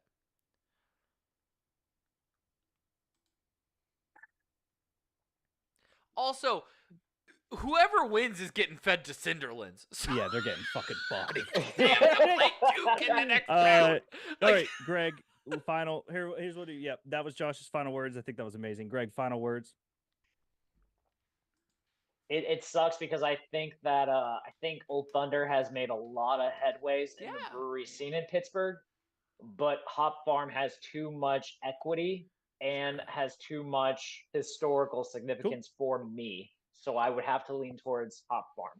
That's 2 right there. I believe I would have gone to Old Thunder, but I'm a big new wave guy. Hop Farm, very rightfully so and deservingly moves on. Great. I agree with that. Cinderlands then moves on. Do we want to do do you want to do all the play-in games first? Yes. Okay. Yes. I think all the play-in games, yeah. And then the first round, and then that'll be This one's a tough play-in game. Fatheads versus ACB Allegheny City Brewing. So is it? And here's why I ask. Okay, I'd like to hear this. I know Greg loves Allegheny City Brewing, and this is not me saying that like Fatheads is instantly the winner or anything like that. Sure. Right. Allegheny City Brewing, I think, is a wonderful North Shore. I forget the building that it's in, but I know it's on East Ohio, Greg. Yep. It's like it was like on a side street of East Ohio, but I believe they just like. But didn't they move into that? Oh, okay. I don't know if they moved in just yet, but I know that they're in the process of getting a bigger building on East Ohio Street specifically. Got it. I guess here's the simple thing. If you're looking to go to a place that is a pub that has delicious food and beer, like a style of beer you will guarantee love. Fatheads is your place. If you are looking to go to a place that brews beer in Pittsburgh, Allegheny City Brewing is your place, because technically, although Fatheads does brew here, they are a Cleveland entity. Now, well, what are we talking about then? I mean, Bumbleberry. I mean, you can name a ton of Fathead beers that are amazing. Headhunter, Spooky Tooth, like they're staples. Yes, Headhunter is amazing. I think personally, if let's say I was coming home and Greg said we could go to Allegheny City or Fatheads. Food, Fatheads. Fatheads. Now, not knocking North Shore, Fatheads. Space, Fatheads right now. Yes. But parking. I don't know what the new one looks like, so I have no idea. Like what parking is Allegheny City. It's not close. Not good. Yeah. People fully respect to everybody in the world. I would almost assume it's Allegheny City because Fatheads is kind of like a restaurant more. Sure. Yes. 100%. Beer. Tough. Yes. And here's my problem. It's almost very hard in this instance because, like, with Allegheny City, I kind of don't want to give them the automatic nod just because they are a Pittsburgh brewery. No. But at the same time, though, like, Fatheads has been around for a while. They've been consistent in the South Side as well. You know what you're getting with them. But I feel like it's a disservice giving a Cleveland brewery, like, the nod here a little bit.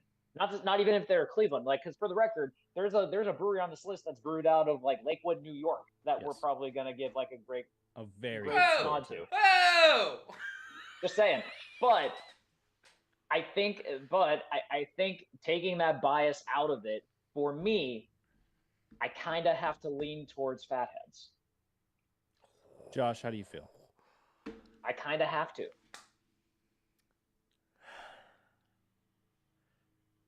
CJ will hate my guts. Shout out CJ at Union Fitness.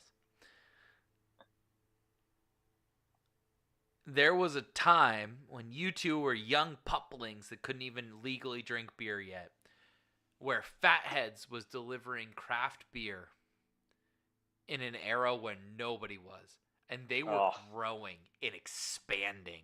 Yeah. And they picked Pittsburgh to bring a brewery to. Agreed. It's hard. I love ABC. I will probably, or ACB. I will probably take my friends there. Yes. When I come home in May. But like, God damn. You gonna tell me that I have to tell Fatheads to sit this one out? No way. Can't do it. On April 14th, Fatheads has Allegheny City Brewing has an event called the Great Dog Wall Migration. And I don't know what that is. That's awesome. But it's making me want to pick them. But no, very easily for me, this is Fatheads because of a few things. One, food, they knock it out of the park. Two, space inside is better right now. Three, beer across the board. I think their beer is very experimental, but very delicious. And this is not a knock on Allegheny City because they would probably beat, like, both of these would put up a really good fight against almost every brewery on this list. Yeah. Yes, agreed. But I think Fatheads has the chops. This is a play-in game. If you weren't getting fed to a 1 seed, you would have a shot at making a Cinderella run here. Yeah, that is the tougher thing about these is the 1 seeds are they're heavy hitters. They're heavy. You will be hard pressed for Derek to not make 2 1 seeds reach the finish line, except for the fact that I can't quite see, but I think 2 line up that I'm not happy about. Yeah, this is a tough. There's a couple, like, there's going to be some bloodshed happening here for sure. Okay, I'm going upper right now for that playing game, which is the friendly dog named Leaning Cask versus a brewery I've never been to, Two Phrase Brewery. Have you been to Leaning Cask? Yep. Oh, cool. Here's the thing, man. Greg's going to have to put up a fucking hell of a fight for Two Phrase because we tried to go there and it was shut down. Oh, That's true. It was it's not a knock, but we got there. No, it's completely fair. It was Black Friday, I think. Yes. We tried to go and they were closed. Yeah. So what I like about Two Phrase, so Josh, I don't know if you know where it is. It's in Garfield. It's on Penn Ave. It's actually on the same block as SPAC Brothers. Oh, it's a good cool. start, Greg. That's a good start, Greg. I got to walk beside it. Yeah, so knee brace. So yeah, when you go there, it's like a normal storefront almost, but when you walk in, they have a very small area for the bar that they brew their beers and stuff like that. They have like small seating area. You walk outside, they have an outdoor patio as well that also has like a covered top. Beer.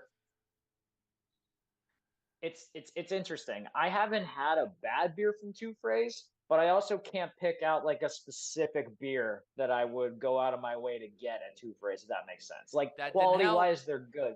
Like quality wise, they're good, but there's not like that one that I would like go out of my way to get, if that makes sense. So it's a very Two Phrase is a very like cozy neighborhood type bar vibe if you would get that drift. So that's kind of like the picture that I would be painting right there. Greg, here's the problem. I have to tell you that I have an agenda. Okay. Because Cap and his lovely wife, Beth Dubé, love Leaning Cask. Shout out to Bays. Derek and I both love Leaning Cask. We've both had it. I've had the strawberry basil. Strawberry basil Radler from there is amazing, so I will give you that. I will be within walking distance of this Two Phrase, and I will check it out. Okay, but fair. I think we have to go Leaning Cask at this point in time. Okay. Deke?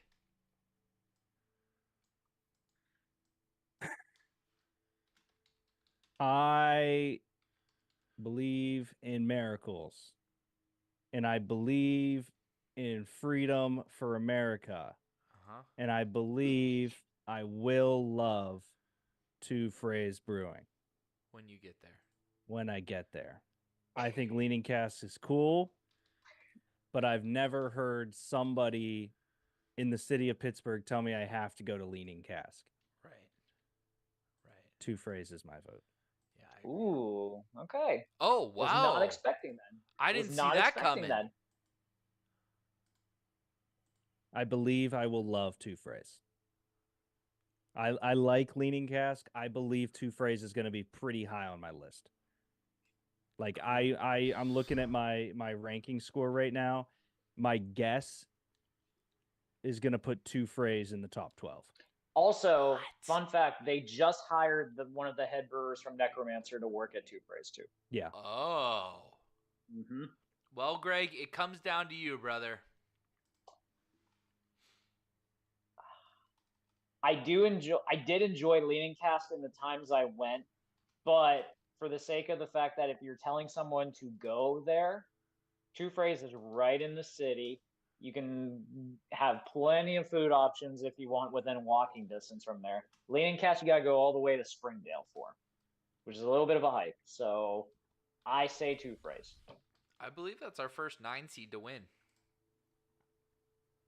But again, it'll get bodied in the next round probably. So well, yeah, because this one plays Trace.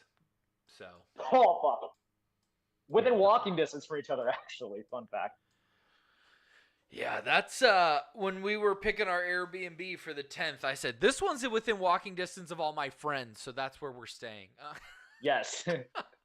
This one in the bottom right is I'm gonna say this wrong. Lowlev. Oh, versus... Josh. Lowlev is so fucking cool. Okay, you would love it. It's against Helltown. That's cool. That's awesome. And I love this matchup because this is a game that I would sit down and watch. Okay. Lowlev for me is one of Greg and I. Well, Greg, what was the other one we went to? Oh, it was where Roundabout used to be. It was Oh shit! Did Roundabout go away? Mm-hmm. Roundabout still exists, but they're not in the location. Like Roundabout's Roundabout's now kind of like a very small, like almost satellite type place that they do stuff. But there's now a new place that's in their old spot on Butler, but I can't remember the name of it. Wait, Greg, we went here. Lowlev? Did we not? No, Lowlev Coven like Brewing, open... Greg. Coven Brewing. Oh, Coven. Okay, yeah. That's where Roundabout is. No, Lowlev, Josh, is down kind of where you used to live. You walk in, the bar's right here. There's a big like open area above, and then to the right there's a big garage. It looks awesome. It's across from Inca Dinka Do. God bless you. This is what went into the school? I think so. I think it looked like a car dealership. I think. Yeah, I know. There's cars. Yeah. Okay, so this building has been 1,000 fucking things. Yeah. Oh, sure.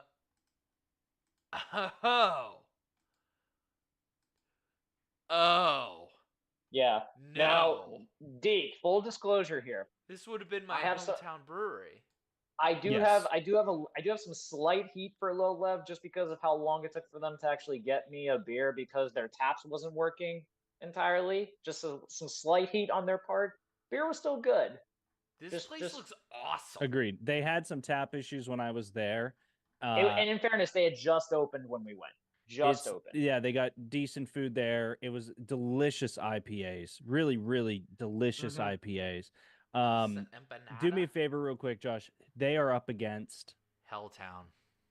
Let's talk about Helltown for a minute. So Helltown, I would say, is probably one of my I would say it's top 10 for the simplicity branding, because a can that doesn't change and the only thing that changes is the text on it is amazing. Now Helltown over in the Strip District, it wasn't always Helltown. It was the Helltown affiliate, and then Helltown now basically owns that place.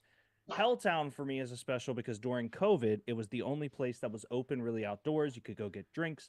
Their mischievous brown ale is tremendous. Helltown's beer is, I mean, we're genuinely looking at the epitome of microbrew in an old building that's been around. No, my hand is not up. Fuck you, Zoom. I hate when lower hand. Sorry. We're looking at the epitome of a microbrew in an old building versus a pretty Blooming-esque operation. Yep. Now, the Helltown out of the city used to have Tecmo Bowl tournaments and food trucks and everything. The Helltown here had a pizza joint that was second to none in the city and so good. And across the street from Pepe's, and you can walk over there, and across the street from the Fish Mart. Like, this is a really, really, really good matchup. If we're going to brewery. Oh, don't do that to me. Helltown does not brew. But it is better in every fashion. So that's where I'm sitting here. It is better in every way, shape, or form, but they do not brew their beer. Greg. There. The problem with Helltown is slightly, I agree, because I think their brewery's in Mount Pleasant? Yeah. If I remember correctly? Because it was originally named Helltown. Yeah, because if we're looking at it from this perspective, the Helltown in Pittsburgh is technically a tap house or tap room, if you want to go with that route. I kind of want to lean towards the local side as well with Low Lev in this instance. Ooh, what do you mean as well? I didn't pick. Oh, sorry. I thought the way that you were describing it was saying you were picking Low Lev. I didn't pick. My bad.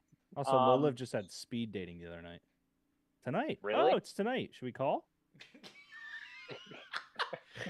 Yeah, call for Greg. Idea. Tell him he'll be there around like I don't know, 9:50.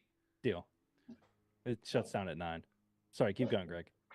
No, it's just tough because like Low Lev is like very, very brand new. Like I would say like a year, 2 years maybe. So like they're still kind of like getting their footing and stuff. Whereas like Helltown, they've been established for a while. But if we're going off of like the brewery aspect as well, we're looking at a tap room aspect. But it's a good location though as well. Like 1700 in the Strip District, like it's a big spot. God, this is tough. Yeah. Boys, I feel, if I may. You may.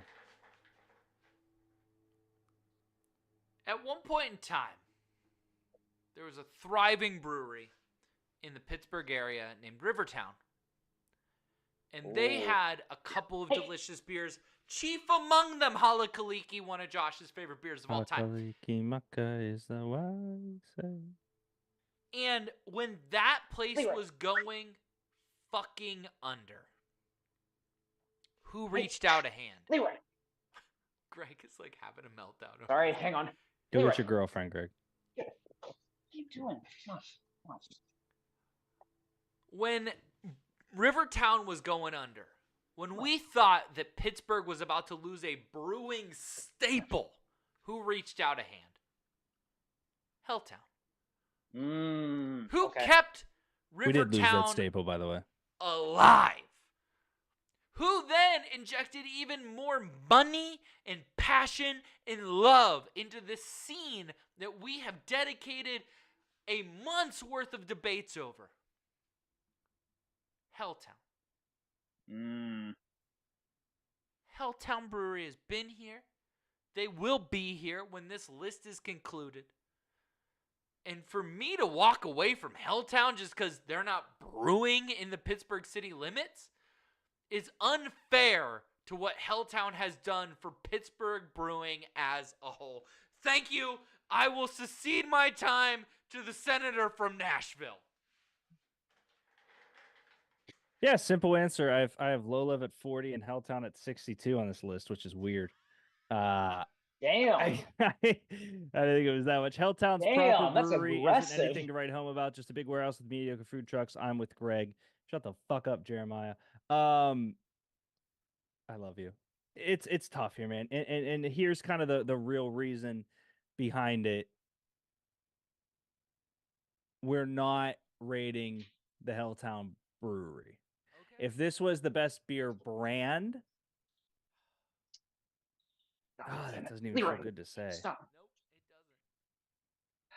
it doesn't. You're about to You just got so quiet. Play-in game. Why'd you get so quiet? Who, me? No, Greg's disciplining the dog. Stop.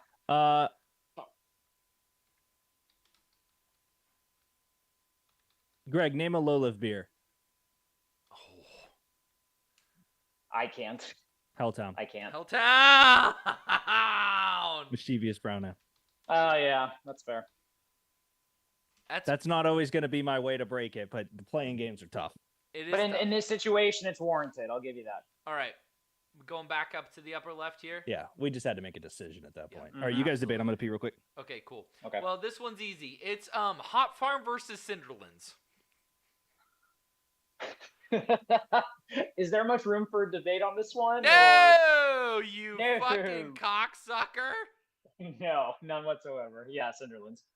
I have not been to the old Fooder house that used to be in Lawrenceville. They rebranded it into like a really cool like bar area down there now. I think it's called Hopcat, I think is what it's called. I think. Okay. All right. I can't remember what they named it, but it looks, out. I'll be excited. Yeah, it looks like a pretty sick spot, actually. I can't wait to turn to my friend Paul and be like, Paul, this is little Cindy, and I hope you have a great night. That's all I can.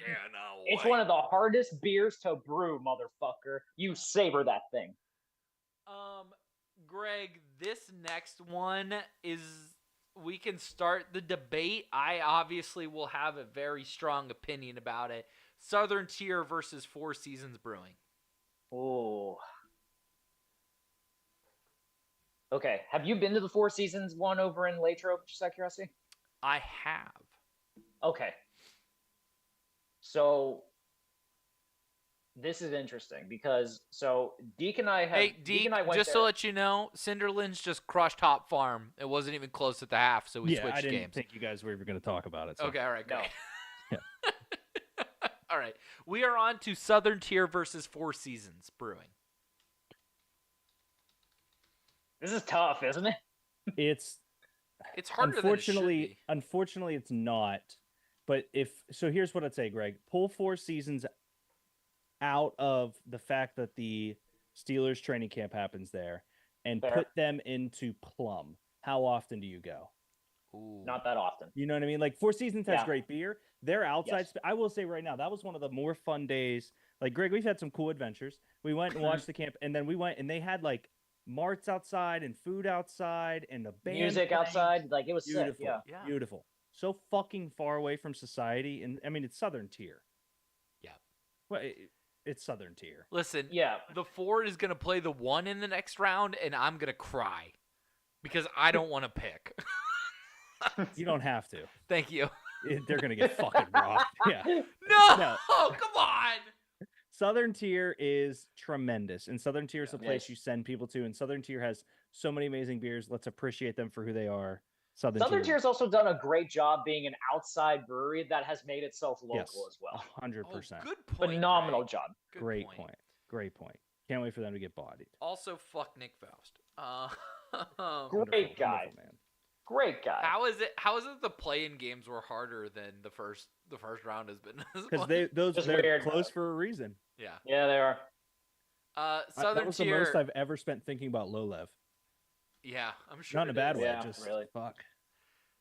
Okay. Oh, somehow I put Leaning Cask down there. Anyway, next up, Acclamation versus Penn Brewing. Oh, that's a tough matchup for fucking Acclamation. Man, That's not fair. We should have all these are done our own polar brackets, by the way. opposites, too. I agree. Walk me through Acclamation, Greg. This was another you ad. Okay, so Josh has been to the old Acclamation one. So they just moved to a new spot that's like actually along the. Oh, it's by like Oakmont. It's in Verona. Mm-hmm. So like it used to be like kind of about a block up from the main Dragon Verona. Now they're over by the pier part of Oakmont now, and it's and supposedly it's a cool spot. I have not been there yet. Their original spot was not cool. Like you were No, on it like this wasn't. hard curve up a fucking steep hill, and you were making a weird left into it. It wasn't good. It was awkward, yes, to say the least. Not a bad outdoor space though, I would say. Beer wise, the one that stuck out to me the most, they had a really that was phenomenal. A what, buddy? Absolutely Sorry, you cut phenomenal. So, but I think it was. I think seen it's this in a a minute. hidden gem in Western PA. Did you but mention the beer? Huh? What beer Yeah. did you mention? sorry, it was a milkshake IPA that they Okay. had that was very good. Thank you. Thought I was having a Sorry. fucking stroke. No, you're No, you fine. weren't. You cut out, Greg. That's what happened. No, my brother was calling me, so just like. Do you know that they have a beer Oh. called Spit and Chicklets? They brew I a did beer not. called Spit and Chicklets. It's a cold IPA, and fuck, I shouldn't have looked at this. Cold IPAs are one of the more uniquely amazing brewed beers on the planet right now. They're a fucking hot point. I shouldn't have looked at this. It's a guy in a pencil with no teeth. That was pretty cool. Who are they up against? Penn. Penn. Okay, I don't feel as bad. Yeah. Yeah. Spit and Chicklets is a seltzer too. No, it's a cold Yeah. IPA. I said Oh. in the seltzer section I like Acclamation that. I is like the that one- you just like Yeah. downplayed it. You're like, oh, it's a seltzer. with a fucking Also, seltzer. shout out to Penn because Penn is always the kickstart for any time I travel now. Apparently, since it's right next to the Yup. Southwest lobby. You're gonna be having Yeah, some I'll- soon. Yeah, I'll tell can't you go right wrong. now, Acclamation looks cool. I know that I said I'm sure I'll love to phrase. What are we doing, guys? Yeah. Well, we're just doing the exercise properly is what we're doing. All right, then let's Mhm. talk about Penn. Okay, great. Done. Oktoberfest, nut roll, dude. The Pumpkin Penn roll, Pilsner, pumpkin St. roll. Nicholas Bach. Can we talk about the Penn venue? Pilsner. The venue. Greg fell in love with the hostess when we were there doing a review. It's. Oh, I was it's- very I'm drunk sure. that day. I'm sure Very Acclamation drunk. is blood, sweat, and tears, and steel fucking city beauty. Penn Brewery. It is. Hear me out. Penn Brewery is a blue blood. It is. It very a much gold is. blood, if you will. Mm. I think if we're looking at this, Penn Brewery in the next round has to take on the winner of Bonafide Atlas Genus. They're in the same bracket as Cinderlands. Alter genius. Or sorry, Alter Genius. You're good. You're good. That, Penn when is- when we get there, it's gonna be a tough matchup. My for rankings are Cinderlands. out the fucking window. I Yeah. want this Right. to be singular. Penn to me right now is somebody that I would look at and say, they're plus 600? Like, Right. really? Like, and Right. I would sprinkle some shit on them. Yeah, exactly. Yeah, I agree. They're a with that. fucking house here. I'm sure Acclamation is great, Greg. Yep. Mhm. It's Penn. It is No, I absolutely like. I put it on the list specifically because I knew it's active. I knew I've had good beer Yeah. there. It's a good spot, but Penn is a heavy hitter for a reason. Also, so I'm Greg, with you're in a tough spot here because you are the only one left there. Like, you know what I mean? I'm the one that's left behind, apparently. Not left behind. You were left there so that Derek and I had a mandatory reason to come home. Appreciate it. Yeah. Yeah, Penn Brewery, absolutely. And my parents, I guess, but you, Greg. Yeah. Appreciate it. Thanks, Josh. You two are the reason I travel, so there you go. Yeah. Anyway. All right, start the next one. I gotta help my neighbor really quick. Yep, do your thing. Okay, so Penn Brewery moves on, and then we have Bonafide versus Alter Genius. Greg, I've not been to either of these. Okay, so now here's where this gets interesting, Josh. Bonafide is in the Strip District. It's off of like one of the side streets, kind of like actually by the produce terminal. Okay. It's a small spot, but it's kind of unique. It has like a weird kind of like, I think it has like a strange like 70s aesthetic on the inside, but it's also very fancy. And Deke has also talked about this night too. The Mango Habanero IPA slaps. Absolutely slaps. Ooh, okay. Alter Genius was the first brewery that me and Deke did a brewery review for. It's in Ambridge, so it's a little bit of a hike. It's right on the main drag in Ambridge, but the space is massive. They have the actual like bar area. They have great seating. They have an outdoor section that's covered, especially in the winter, which is really sick. The beer list was actually they had some heavy shit on that list. That was actually that looked pretty good, I would say. We didn't have a chance to do everything. Bonafide versus Alter Genius. Thank you. So the part that I struggle with on this one is that Bonafide is in the city, so like going to Ambridge is kind of a bit of a hike for. Do you know where it's at, Josh? Yeah, he explained it all. Like right across from Pamela's. Yep. Yeah, so in terms of location, Bonafide has that like edge for me. The problem I have with Bonafide, and I might have mentioned this when I went there. Like, I don't mind the small environment. My problem is that like I can't quite get a grasp on what they're trying to be, if that makes sense. Soccer like pub, but also nightclub. Yeah, but also they're trying to be fancy, but they're also trying to attract like soccer hooligans. Like it's weird. So like, we do need a second soccer hooligans bar. To be fair. Yeah, we can't all fit in Pipers. But it's not the. But to me, it's not the right vibe. It's weird. There's a couple options now, Josh, and almost none of them are Pipers because the people like us, I would say, that aren't like, I watch every second of every soccer game. Wanted places to go, and so places started to open up about it. Yeah, I had to figure that out for my buddy Chad. So, shout out Chad. We love Chad. Did you bring up, Greg, that friend of the show, Dev? That was going to be my question. I did not bring that up yet. You have a connection. So Dev, we have connections to both. Oh, we do. So Alter Genius was the first brewery Greg and I ever reviewed. Right. Well, and you know somebody there, right? Yes. So my ex from many years ago, Kaylee's cousin, Kelsey, dates a girl named Jordan whose family owns it. Got it. Okay. And also, I believe they own the new brewery that's opening in Hazelwood. That's like the 3-level thing of 3 different breweries that's in there. So in Hazelwood? Yes. Oh yeah, there's actually 2 brewery buildings that are opening in Hazelwood. They're gentrifying Hazelwood? Oh yeah, dude. Oh yeah. Gentrifying everything, brother. The big difference here, though, I like your take on location, Greg, but inside. Oh, for sure. Alter Genius kicks their ass easily. Yes. So I understand you about spot where they're at and all that stuff. If it came strictly down, so the Dev situation is interesting, Josh. He's technically not brewing because they are super small and they only have like 2 tubs right now. And so they're opening up another Bonafide location to brew at that he would be able to do more. So he's actually running shipments over to restaurants dropping off Bonafide.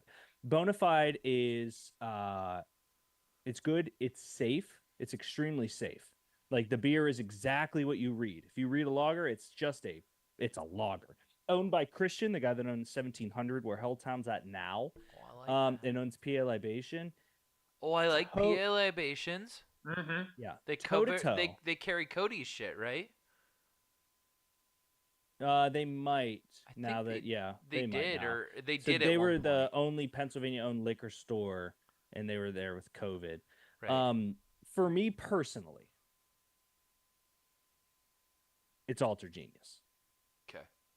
Reason being, they have a larger, extensive list. The beers, they have hazies, they have a big mix. The food there is really good from what I remember. Now, there's lots of food in the strip. This is a really tough one, and you will not be disappointed by either. I'm Alter Genius. Greg. Alter Genius has too many boxes that check off for me to not go against it. So I would lean towards Alter Genius as well. The only problem for me, again, is just the fact that it's in Ambridge instead of right in downtown Pittsburgh. That's the only knock it gets. So I would lean towards Alter I'd agree with that. I'd agree. What you don't know, Greg, is that I own the Ambridge Bridgers. Every time I played them in the whip, I scored. So go ahead and move them on to the next round. Okay. I own their ass. You ever bring that up to Benny Buckets when he was over there? I'm sure at some point I cut that in a promo once or twice. I'm almost positive. Have you seen their logo, Josh? Yeah, I know that brewery because you guys had talked about it so much. Yeah, I just had not been able to get out there. Yeah, dude, tough to get to.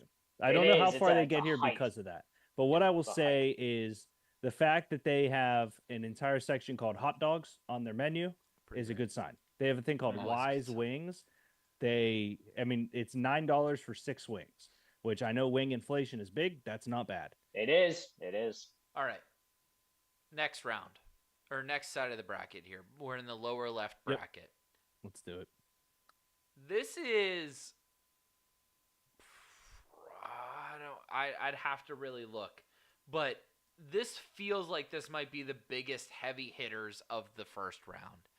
Grist House versus Fatheads.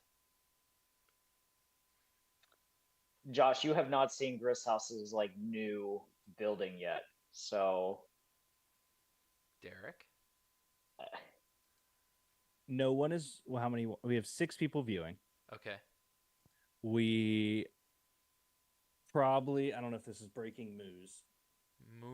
I would like to pull out the name Justin Boyd from Grist House because he no longer goes there. Really? Not a knock on Grist House. Apparently, one of his buddies just got fired, and with the new building changes, it's just no longer like a local brewery pub. It's become a little busier than normal, and so it's harder. Not a knock on them, not a knock on Boyd. It's a little harder to be a regular. Okay. And so he's found other places to go to. I mean, it's tales old as time. You are, you know what I mean? When Lakeside Lounge here in Nashville won Best Bar, I used to go there and I'd walk in and get handed a Frosty and a shot. Now I got to wait in a line of 13 people, and I don't go anymore. But congrats in fairness, congrats on the success. I don't go. And that's the point. They are a business in the end. Yes, and I will never talk slander.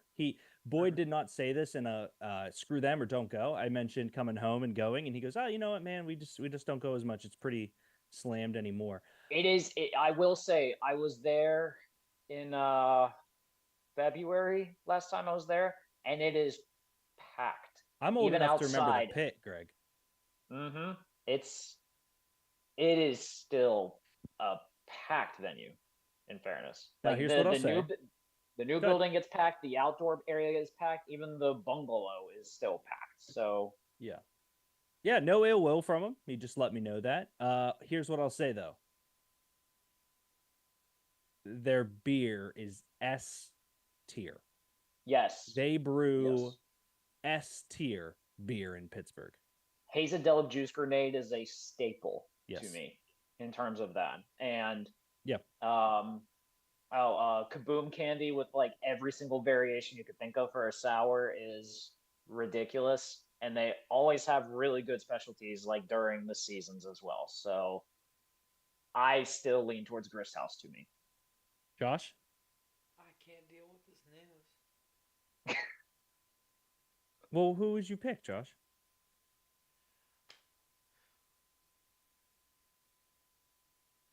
I'm a little drunk, but Shocker. It's okay. That's my dude. Well, and there's no ill will. He just.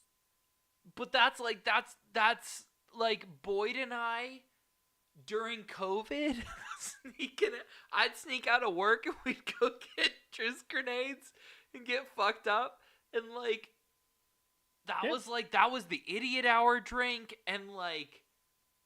Yeah, I mean, he doesn't hate it or anything. And Brody had his first beer there. Yeah. Josh, like, it didn't go anywhere. Like, yeah, and there's not like animosity. But you know what I mean. Like, you know what I mean. That's like your favorite band becomes fucking the biggest band on the planet. That's how that feels. Yeah, well, you're a fucking hipster, so yeah, you'd be upset by this. I get that. We're capitalists. Thank you for Grist House is Fall Out Boy, basically. One day, Bean will see Grist House, and it might be this. I honestly think this Thanksgiving or this Christmas when I drive up, I'll take him there. You want to go see Grist House? You want to go? Great. You want to go see Grist House? That's like the best, man. Taking your dog to Grist. We watched so many Pens games there. Mm-hmm. Getting hammered with your dog. Watching the Pens. Okay, so. Whoa. The fuck was that? Okay, so Grist House moves on. Yes. Okay. All right, cool. Next one. All right. Are we sure? Yes. Okay. All right. So I just got a text. Uh-oh. Hey, I'm about to leave. Okay, cool. This is me now. We're doing a March Madness bracket at breweries, so we may run over, but please come over. Catherine, I saw it. Me, ... What?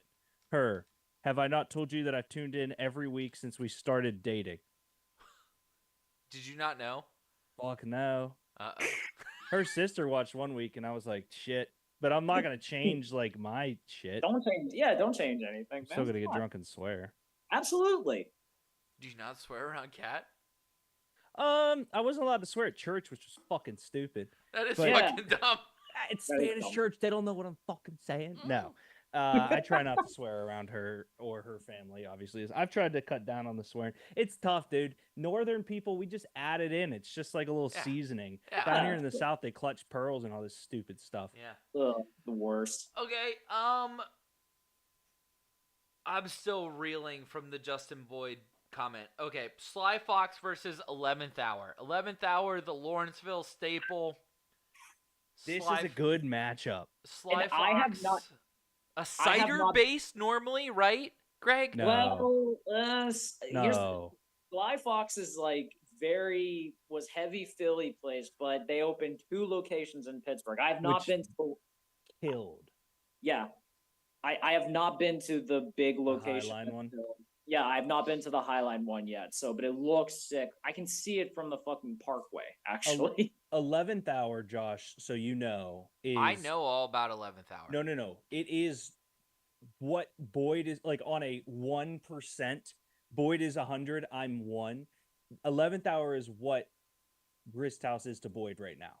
Like, I loved 11th Hour when it first opened. I would go there all the time. We had a birthday there. Like, I would always make Cody and we would bike there. Loved it. It got so packed in that tiny place. It is. I just stopped going. They haven't expanded at all. Yeah. Well, and you know, there was a lot of controversy about 11th Hour moving in there, and that Lawrencevillians did not like having them where they were because they were causing traffic, and they were open too late, and it was a noise complaint. Totally fair. That's the bar I met Boyd at for the first time. No shit. Yeah. We were out with German Michelle. Boyd was there, and him and Lisa got into a I'm from Pittsburgh, fuck you screaming match, and it was hilarious. And we were drinking jalapeno, and dude, 11th Hour is sick, but man, this is a good matchup. I'm basing my decision first off the fact that I've not been to the Highline location, so I cannot take that into consideration. The one downtown is very sneaky good, It's like it's kind of a hidden Dude, I would gem bike there almost. all the time during COVID.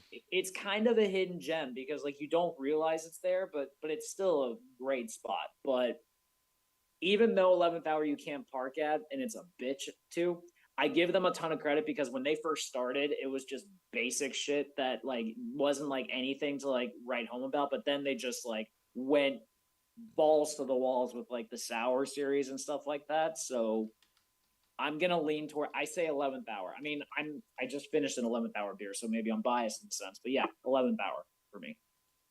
Deke, I don't. Yeah, it's tough. I would go to Sly Fox during COVID. We'd bike there. Sly Fox beers pull off the whole top, which I think is so majestically beautiful for canned beers. But really, if you're sent to a Pittsburgh brewery, it is 11th hour. Okay, I'm fine with that. Yeah, Sly Fox is sick. But I'm like, if I was taking my parents to one, probably Sly Fox. If I'm telling like my beer loving friends from here, we're going to 11th hour. Right. Okay. I need to go to the Highline location because it does look sick, actually. Yeah, we just got to show up 4 hours early to get a seat. Let's just finish this side of the bracket, and then we can save the rest for next week. Sounds good. Lincoln Avenue Brewery versus Spoonwood. I only have been to one of these. This is juicy. Which one? Spoonwood. So Lincoln Ave over on the north side. We did that the same day that we did Alter Genius. We met Dre over there. Amazing food, very tight location. Their red ale was to die for. Spoonwood, though, a little bit outside the city. Yep. Food tremendous. Yep. Definitely a brewery that looks to hit a suburban part of Pittsburgh and have everyone go there. Yep. Very different vibes. Both amazing programs, though. You got some blue bloods coming out of these programs. You got some guys that are going to star in the NBA coming out of these teams. They're not blue bloods. Sure. I lied there, but you got some guys. So what I appreciate about Lincoln Ave Brewery is that it's the first Bellevue brewery, and it opened, I think, a few months after Bellevue like was able to start like selling alcohol. Because for the longest time they didn't able to do that. Because if you go into Lincoln Ave Brewery, there's actually like a prohibition ending sign on the wall, which I think is sick. And it's interesting. I think Spoonwood is kind of like a brewery on steroids almost, where like, yes, the beer is excellent, but it almost feels like you don't go there for the beer, if that makes sense. It feels like it's weird. Like it's a date night type place. It's like a family afternoon type place. Yep. Like it's very busy. That's exactly the experience I had, Greg. So nailed it. It's just a super busy type place that just has a lot going on. Whereas like Lincoln Ave is kind of like it's there. It's just like it's exactly what you want. And I appreciate the historical context of Lincoln Ave a little bit. Spoonwood's really good, but I don't remember a beer from there. From Spoonwood? And I had a couple, and I don't remember being like, "Wow, great beer." I know that they typically food was great. Yeah. I know for a fact that Spoonwood always does like a collab every year with like I think it's the Bethel Park Bakery every year. They always do some crazy cool like dessert series like once a year, which usually ends up being really good. But aside from that, the jalapeno beer I did have there was delicious. I'll give you that. Yeah, I'm looking right now to try to see if I can remember any of these names. And we went one time. Greg and I went like, Josh, this was literally the weekend before I moved. Okay. Like we had just done the fucking Mutiny tournament for like 8 hours, and then we hit this, and then I was going out to like celebrate leaving, and I literally, I don't even think I talked during this review, which is I don't think you did for me. I don't think you did. I felt so bad. I was like, that is one of the last like things I'll have with Greg, but at the same time, I loved Spoonwood so much there. Yeah. What I'll say about Lincoln Ave is tiny. It's fun. It's nice. I couldn't tell you a single beer I had there. I know the food was good. For me personally, it is outside the city. Spoonwood wins this. They're a powerhouse. Okay. They are kind of like Gonzaga. It's like, where the fuck are they located? But they're really good. That's a good comparison, actually. Yeah. Lincoln Ave is Wichita State. Cool. All right. Sneaky fun. I'm all right with that. The next one, I'll start this one because I have a lot to say. Deal. Go ahead. Shocked. NBA rigged, real quick. Hey! Yo, DNTV family, Josh, Greg, Deke. How's everyone's doing? Any brewery April Fool's joke? What's up, buddy? What's up, NBA? Dude, we haven't seen him in a minute. Well, he's been commenting in the Discord. I just don't have it downloaded and need to do a better job, but I've told him I love him. NBA, we are doing breweries in Pittsburgh, my fair friend. Josh, sorry. Go. Okay. No, that's great. I miss him. Butler Brew Works. Called the boys. Called the Oshies. I said, hey. You got some research on this one. Okay. I said, hey, tell me about Butler Brew Works. And they said, oh, Josh, it's important. It is at the center of Butler City, and that it is in an historic building, which used to be this awesome diner we would all go to when we would have early dismissal in junior high. And Josh Oshie and I have been in that building for a while, or a number of times, and he said it's super important to Butler. It means a fucking lot. And I said, Josh, that's fucking great. But what are we doing? We're going to put Hitchhiker down to a brewery from Butler? Can I ask you a question? Yeah.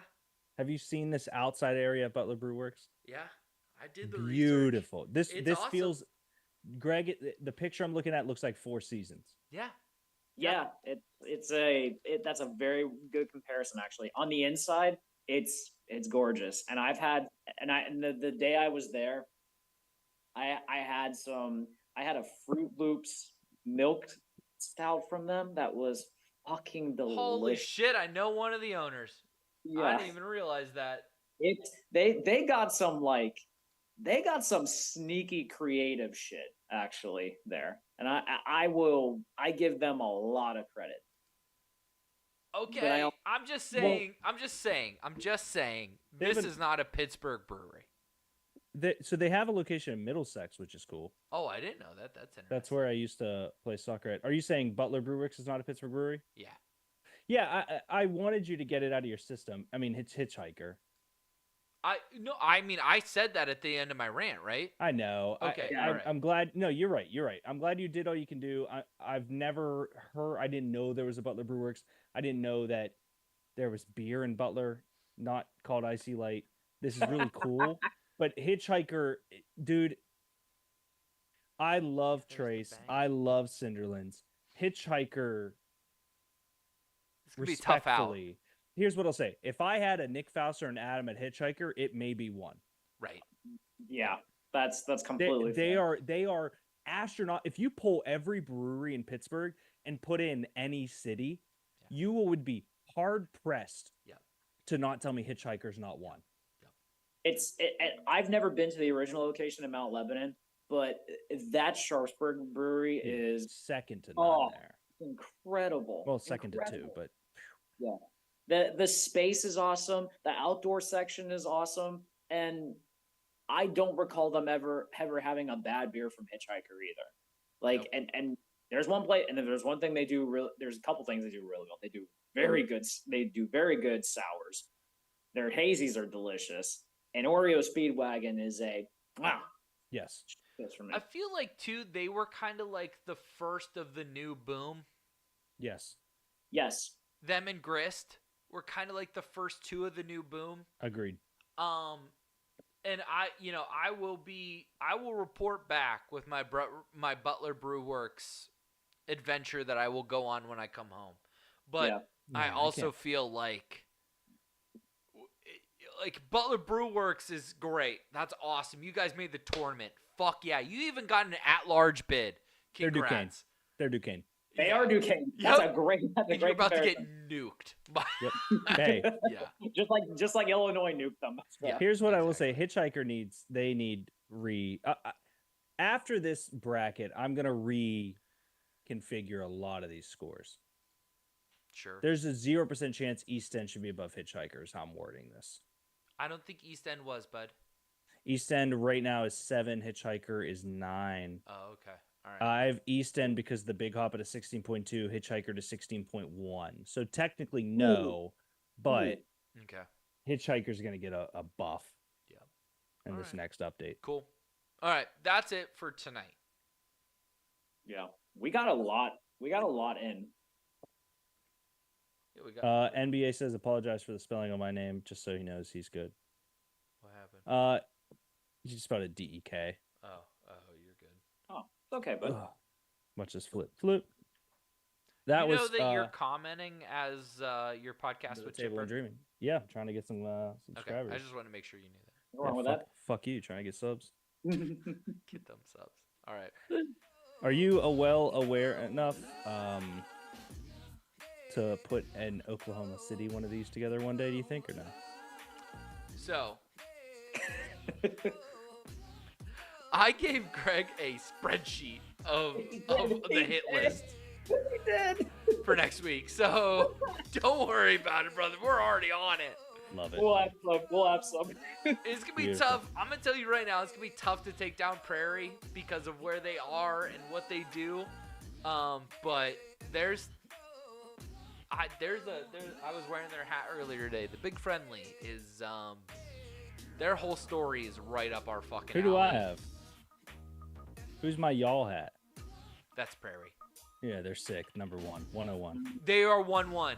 I'm telling you that the hitchhiker of this group is, you put them in any city, they would dummy people. Agreed. Their brewery is fucking, they're so good. So, all right, great. We'll be back next week. Also, next week maybe, well, I don't know. We got a lot to do next week still, but we also need to finish our bar bracket at some point. So, don't forget about that. Lot to do. Awesome. We got priorities. Great. And also, there's playoffs and shit happening. So, you know. We haven't talked sports in 3 weeks. We haven't.